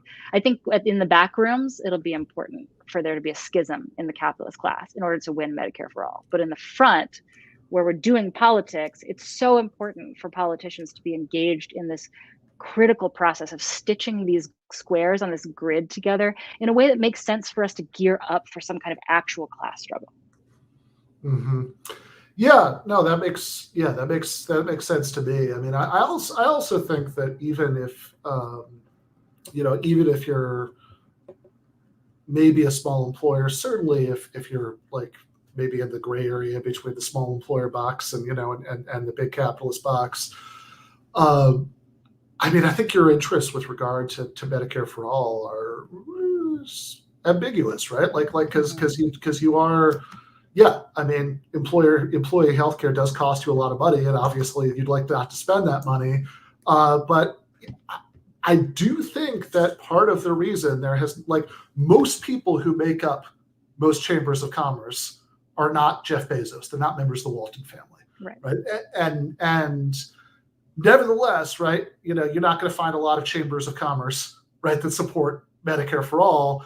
And I think that there's a without saying it's entirely conscious or or anything like that. I mean, I think that there is an element of self-interest there that on the part of all of those non-Bezos, non-Walton, employers, that they do kind of realize that they get something out of employees relying on them for this thing. Yes. and having that string binding them to them. And I think that the smartest capitalists also are of different minds, and some of them are actually better at gaming things out, like in a class struggle sense, than others. Some of them are very immediate, and they're like, damn, books look bad. Let's make sure we take care of Medicare for all. But if, with a little bit of study and a little bit of consideration, any capitalist can come to the conclusion that, to take us back to where we started, a more dependent and deprived workforce is a more exploitable workforce, and exploitation is the hinge of the relationship between capitalists and workers. It is a precondition for capitalist profits. Not all profits come directly from exploitation, but without exploitation, we don't have capitalism. We don't have capitalists and workers. We have something else entirely. So in order to protect their interests as capitalists, which are always to maximize profits, Medicare for all is a dangerous proposition, even if it would make the books, even if it would make it a little bit easier to make ends meet. Yeah, I mean, look, what have we been seeing? Why do we have Striketober now? Because people are a little bit less worried that they lose their job, that they won't be able to find another one. I mean, that's certainly, it's not the whole story, but I mean, that's certainly a big element of it, because of the tighter labor market. And absolutely, I don't think you have to, I think it's relatively obvious that, if people were less worried about losing their jobs because they didn't have to worry that meant that their kids wouldn't have health care anymore, that would also lead to a lot more militancy in the same way. I sense that we are probably going to wrap up soon, so I want to say another thing about this graph before we move on. Let's do it. All right, let's get the graph one more time. Let's get the graph one more time. So y'all are sick of seeing this graph, but okay. So this is a tool for organizing our thoughts. It's not the end of the analysis. In fact, Erik Olin Wright updated this in various ways over the course of his life. Over the course of his life, he made many of these very, very helpful visual maps, class maps, as he called them. And they're tools for helping us think about how class functions, but they don't actually literally describe everything. And one thing that you can't see on this graph, which is very important, is that people often fit into one of these pretty neatly, but a lot of times don't. Individual people sometimes don't. For example, it's just the easiest example is that it's not always clear whether you're a skilled worker or an expert. That's really iffy. We can quibble over that, and there's no right answer, right? It's just a tool for helping us understand why some people get bean bags and other people get if they're lucky donuts in the break room, right? Individuals can have all sorts of right. You're going to get gray areas all over the place in this graph, but also even besides the gray areas from okay, how do we describe this one job, right? Individuals have different jobs, especially in the age of neoliberalism, when everybody's supposed to be, sticking together 20 gigs to make a living. There are lots of people who do certain things that, include them independent bourgeoisie, but also, do certain things that make them employees, so it's certainly not going to be the case that every individual can be slotted easily into this. Yes, and not only that, but an individual can also have as this is something that he says later in the chapter that this comes from, which is very interesting to me. An individual can also have a direct class location and a mediated class location, mediated by kinship structures. So, for example, I've met people who are teachers, but there's like one of this woman who, my partner was like, she was like, oh, like somebody who works in OEA with in OUSD in the Oakland Unified School District where my partner used to work, like has a room for rent. Let's go like check it out in her house. And we get to her house and we're like, what the fuck is this mansion? And we're like, she's a teacher. And her husband is like an expert manager at like a large company in the Bay Area, right? So like, what class does she belong to? She has a direct class location as a skilled worker. That would be a teacher. And as somebody who lives a lifestyle subsidized by someone else who is in a different box, an expert manager. And one thing that he really wants to your kinship structures, like your family, like your parents and your partner, and like there are all kinds of different ways that you can arrange this. And actually most people, I mean, possibly the majority of society, if you're counting like children and elderly people, don't actually, and disabled people and retired people, like a lot of people don't work at all. So their kinship, unless they're relying on welfare, they are actually only relying on their mediated class location. And that puts them in a particular class. Go ahead, Ben. Oh, I was just going to say, right. I mean, of course, for people below a certain age, the most common form of this is that it's mediated through their parents. I mean, absolutely. I always think of it, when I was still in Miami, being over at a house of a graduate student and looking around and same thing, saying, oh my God, this place is amazing. How much are you paying for this rent every month? Which, talking to a normal graduate student, would be a totally normal question to ask. And he got like sheepish and embarrassed about it, which I later realized was because, his parents were rich and he wasn't actually, paying rent. So this happens all over the place. And it is a really useful distinction to make, because if you're, whatever, I mean, like if you're Jill Biden and you're working as a teacher, that doesn't necessarily, that tells you very little about what your politics are going to be if there's a teacher strike. One thing I think that Erik Olin Wright gets at that's really interesting though, is that it's not like you're revealing, it's not like one of these, if you have two class locations, he says you can occupy two at once essentially. And your life just looks like a combination of what would happen if you just took a person and put them into it once, and then he basically is saying one of them is not overshadowing the other. So it's not like, aha, I got you, I figured you out, you actually are in this other one even though you're pretending to be in this one. So for example, my parents are in the top one, the many owner, there's actual capitalists. I'm a skilled worker. I'm not any less of a skilled worker because I have a mediated class relationship, or I have occupying two class locations at once. And the reason we know this is because we're not talking about your identity. We're not talking about who you are in your soul. We're talking about your relationship to work, and we're talking about your capacities on the job. So let's say a person comes from a family of expert managers. They're the CEO, the son of a CEO or something, and they go and they get a job as a skilled worker. It is both true that unlike their coworkers, they if they go on strike, they're less worried about actually bankrupting themselves if they stay out on strike for too long, for example.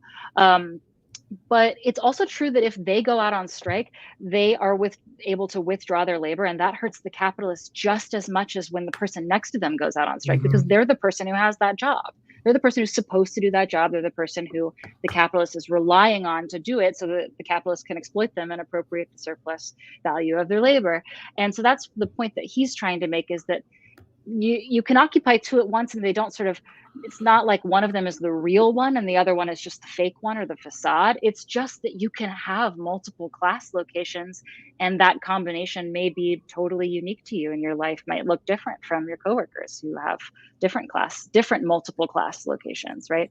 Yeah. So if you're in the Schrodinger's cat, class location, it could be, just that. I mean, not even so much that you have the experience of, experience is the wrong word, but it's not that you have the relationship to economic structure in exactly the same way as somebody else in it, but in one of the boxes that you're occupying, but you also have exactly the same relationship as everybody else in the other box that you're occupying. It could be that in certain respects you have a relationship to it that's identified by one box. Like you don't rely, maybe you don't rely on it, for, to make a living, but in other respects, you have a different relationship to it. Like you're able to withdraw your labor and hurt your employer. Yeah, exactly. There are just different capacities in which you more or less resemble the other people who are in the box with you.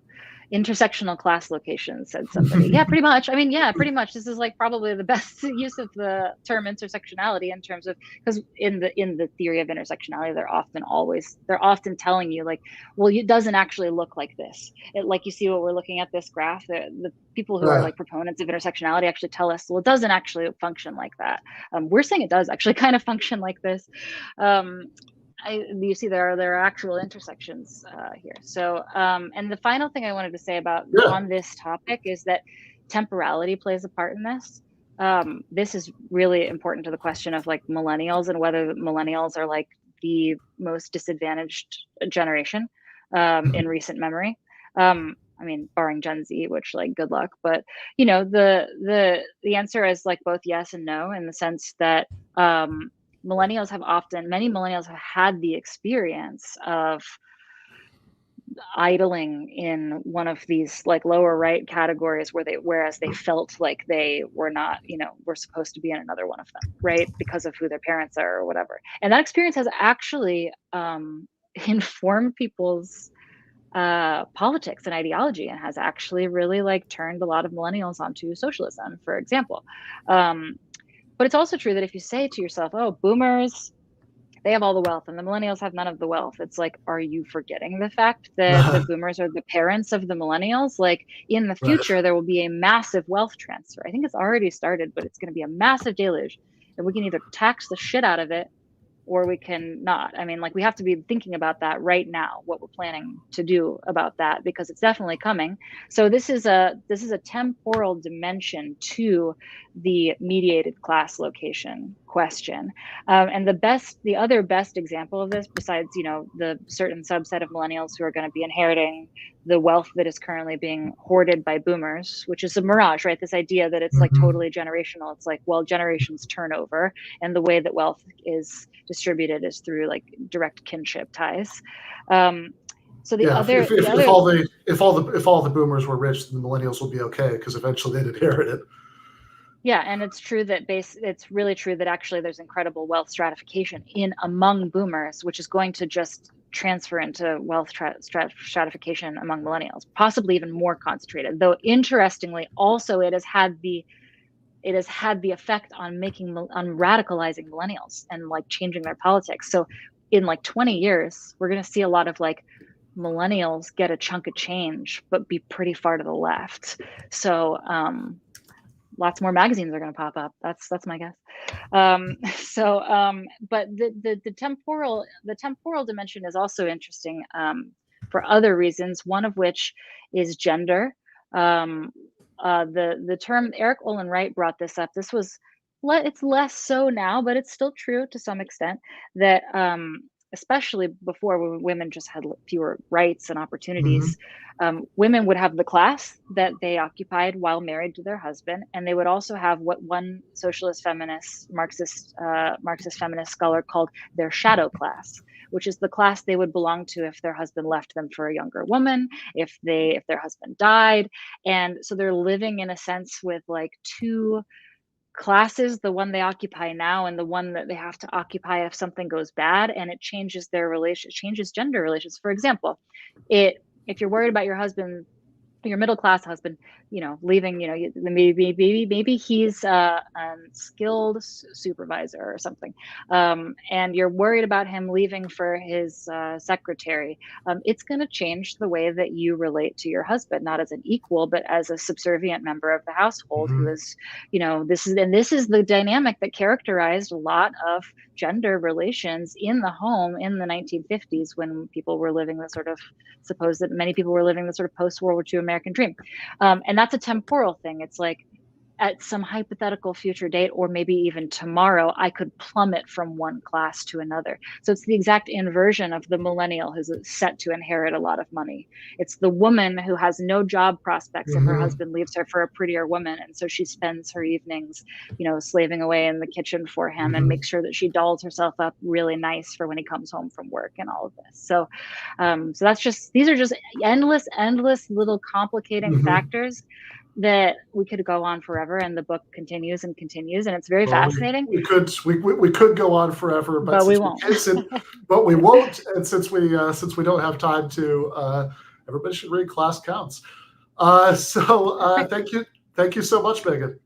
All right, thanks so much for having me, Ben. I'm glad I got to talk about this because it's been on my mind passively for like a year now, and this conversation has actually inspired me to go at some point and actually write the primer that I've been planning to write. Yeah. You definitely should do that. Awesome. All right, thanks for having me on. All right, thank you so much for coming on. All right, so that was Meagan Day, now an editor at Jacobin, moving up the squares. So we are going to have a brief intermission for like 45 seconds, a minute, and then we are going to do the philosophy segment and then go to the post-game.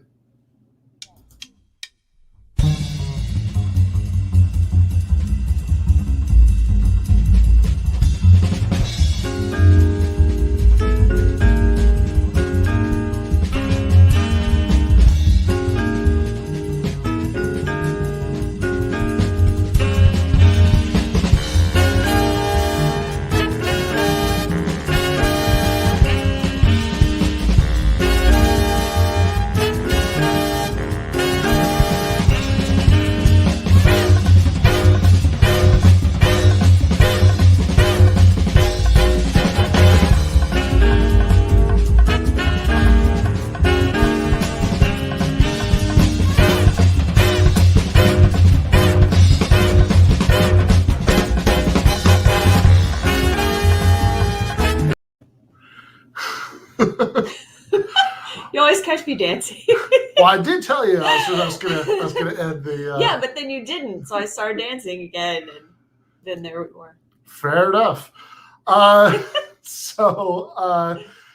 that was really, really good, really in-depth conversation with Meagan Day.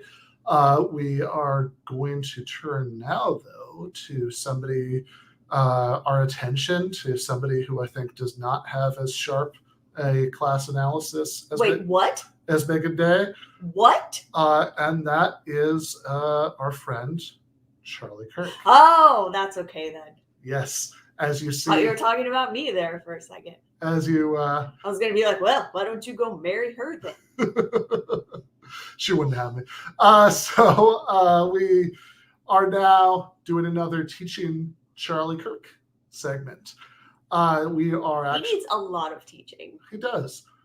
So we are 1 week out from actually being able to play this debate that I had with Charlie Kirk in Arizona on the show. We are going to do that if you're watching this live next week. I think if you're watching it as the clip, like tomorrow. But regardless, on October 25th. But leading up to that, we thought we'd share a few of the philosophy nuggets from this conversation, and one of those had to do with roles in the veil of ignorance. So yeah, there we go. That's it. Veil of ignorance, ritual past. See, there are all kinds of good and helpful graphics going on in this episode. So is that from J. Andrew? He assembled it into the GTAA graphic, but this was a pre-existing thing that I was going to say that doesn't really look like his style. No, it's definitely not his style. This is a pre-existing graphic of the veil of ignorance that we that Andy hooked up with the GTAA logo in the background so we could show it here. I see there's someone with a dog there. I believe that's supposed to be a blind person. Oh, why can't it just be somebody with a dog? Oh, all right. Could be. I mean, he is holding a stick also. Okay, maybe he just thinks it's snazzy. Yeah. Hello.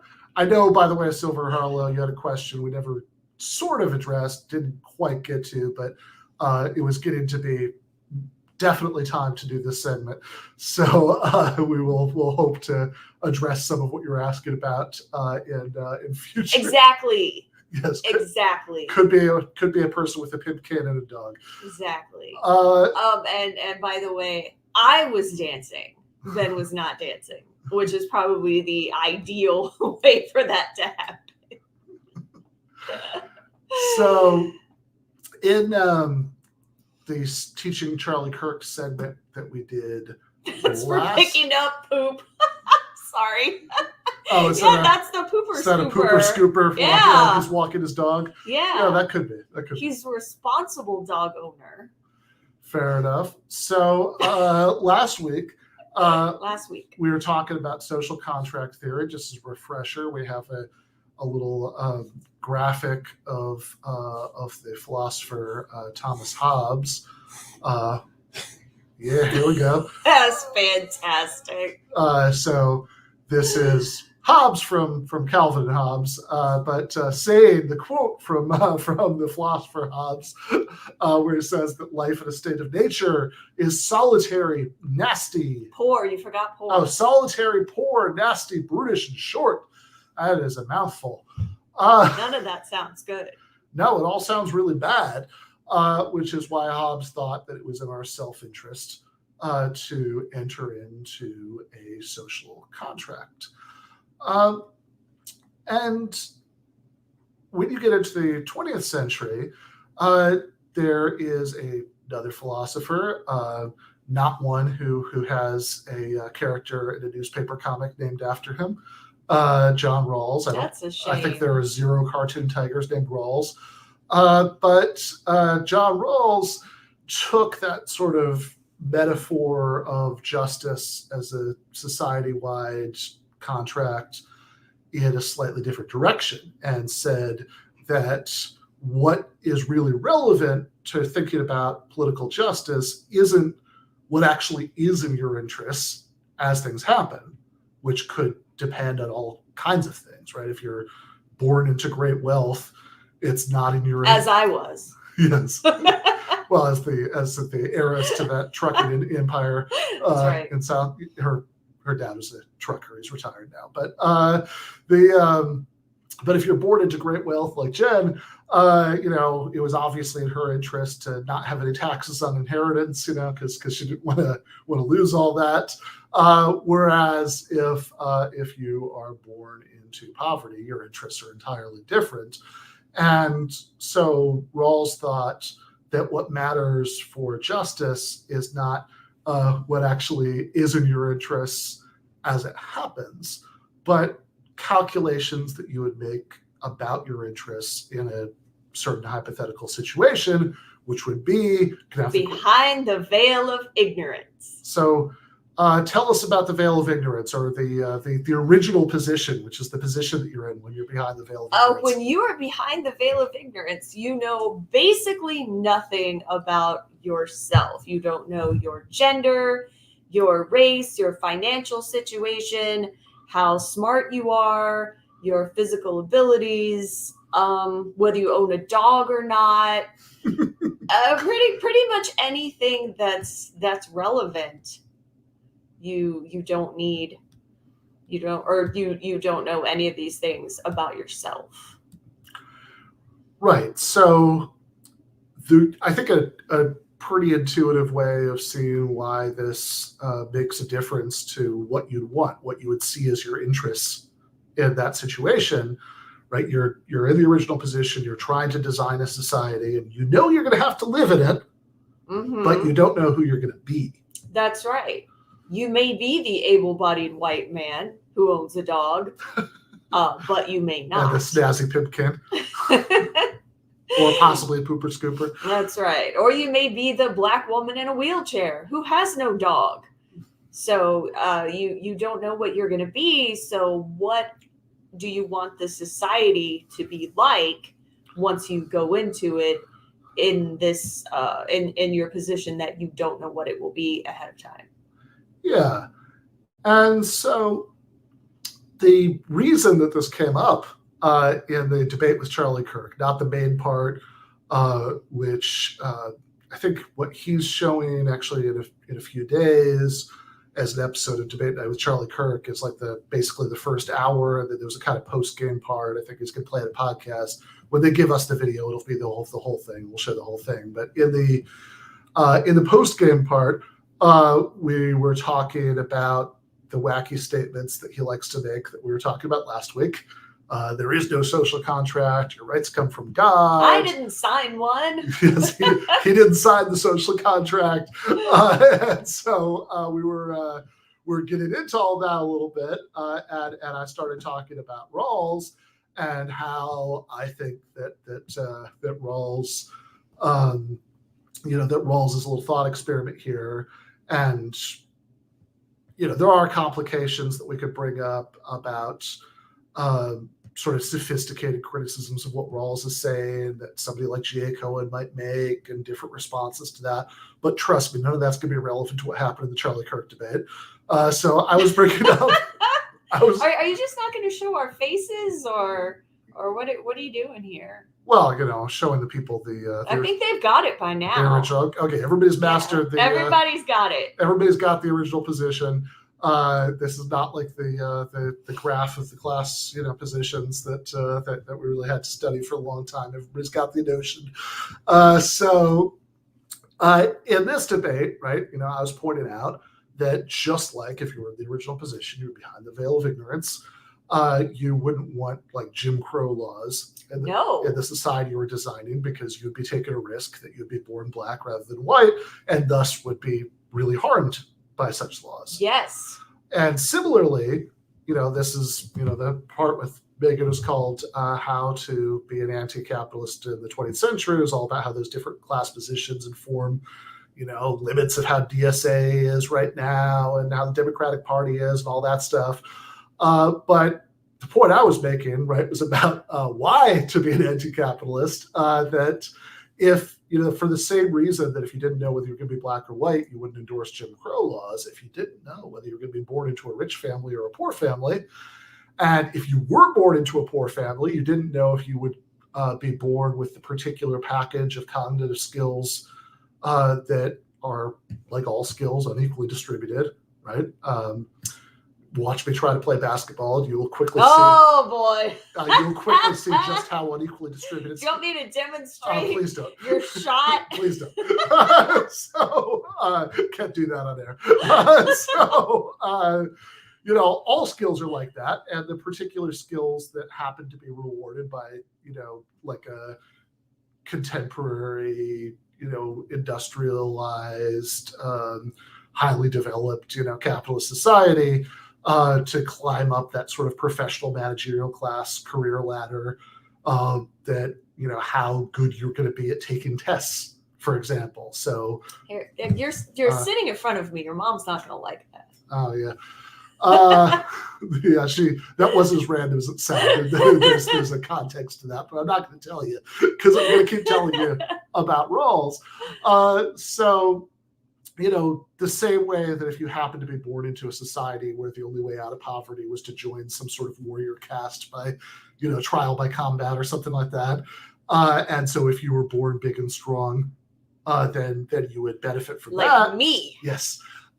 Whereas if, you live in America in the 21st century, then if you aren't born into money, then, your best shot at changing, going up those squares in the class diagram might be having, like going to school and doing really well in school and, getting some sort of middle class professional job. But of course, not everybody's going to be equally able to do that because all skills, including the set of skills that are rewarded in that process that I just mentioned, are distributed unequally. Luck is also distributed unequally. Just sheer, not like four-leaf clover, supernatural luck, but, just sheer happenstance, right? All of the things that go into whether somebody's going to be at the right place at the right time, they have certain opportunities. So if you didn't know whether you're going to be born into a rich family or a poor one, you didn't know whether you're going to be born with a certain set of skills that might help you climb educational or career ladders, you didn't know whether you were going to happen to be lucky enough to encounter certain opportunities. You didn't know if you were going to be attractive. Right. You didn't know if you were going to be thin. Those things matter in our society. Sure. I mean, there was I don't remember who said this. There is no charge for awesomeness or attractiveness. I remember who said that. It was a Kung Fu Panda. But I think Tom from Yakubi earlier, I can't find the chat anymore, said, we were going to look at the square of all the different economic positions, that clearly the way to do it is to marry up the squares. So all those things that you just you did. mentioned, yes, like I did during this trucking era. That all of those things that you just mentioned about the thinness, attractiveness, and all that stuff are going to be relevant there, right? So, in other words, if you didn't know whether you were either going to be born into that top left square, employer, many employees, or whether you were going to have various advantages that might help you claw your way, if not quite up there, at least, further up, the squares, then you would not want a society that's wildly economically unequal. You wouldn't want a society where some people are born into great wealth and it doesn't really matter that much if they work, and some people are going to lose their health insurance if they lose their job, and not being able to have preventative medicine, and you wouldn't want a society where you were going to end up really badly off if you look like you got hit with the ugly stick. For example, that really shouldn't matter. Sure. And so again, the point I was making to Kirk was just, the sort of veil of ignorance thing does show us something about why it's unjust to have a wildly economically unequal society, because he didn't seem to get it, though. He did not, right? Like so much else, he didn't seem to get it. No comment. Maybe I should cover up my shirt if I'm gonna be mean. So, yeah. So the point is that Rawls's point is that what matters for thinking about justice is whether essentially you're taking everybody's interests into account in a certain way. And the way to see whether you're taking everybody's interest into account in the right way is basically to think, okay, would somebody agree to these social institutions if they didn't know whether factors outside of their control, like everything that we just went over, would dictate where they ended up? And, and he thinks, Rawls thinks no. I think no. I think no. Charlie Kirk seems to not understand. Yeah, he said, well, even if I was in, the original position, even if I had the veil of ignorance, I would still want a society that rewarded, natural rights to property and this and that. And it just seemed like, okay, he's just like listed off a bunch of moral and political commitments, but none of that really has anything to do with the question. Like, you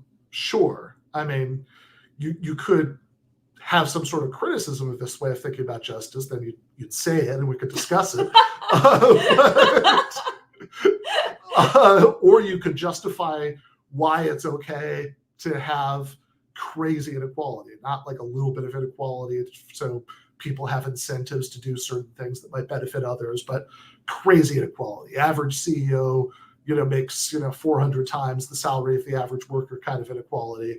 Nobody's working 400 times harder than anybody else, nobody's contributing. I feel like I work 400 times harder than some people, but not you. I didn't mean that as toward Ben, but and yet you are not getting that CEO money from Georgia State. No, I'm not. So you can judge for yourself when you watch the debate. on October 25th when we That you can. when we air it here. But it seemed to me that Who knows? I might even pop in for that. Jen You never know. Jen might even pop in for the episode where we air the debate. Give some more thoughts. So you can judge for yourself, but it did seem to us that on the roles thing, like the social contract stuff, like the Youthafro. Why not both? It did seem to us that that Charlie was not quite on top of it. Was not quite on top of it. So make your own judgments. But that is the philosophy part of that debate. You can watch the philosophy part, the politics part, all the parts on Monday, the 25th. Meanwhile, we of the show are going to the post game. And Jay Andrew, yes, I feel like we should all dress up for that. Yes. So we're going to go to the post game. Where Jake and Andy and I are going to watch a clip from that 1996 from earlier from the thing that we watched of Christopher Hitchens talking about the American healthcare system. We're going to talk about Colin Powell. We are going to talk about how generally you should think about terrible people who have recently passed on, and sort of debates that people have about that, whether you should airbrush their memory.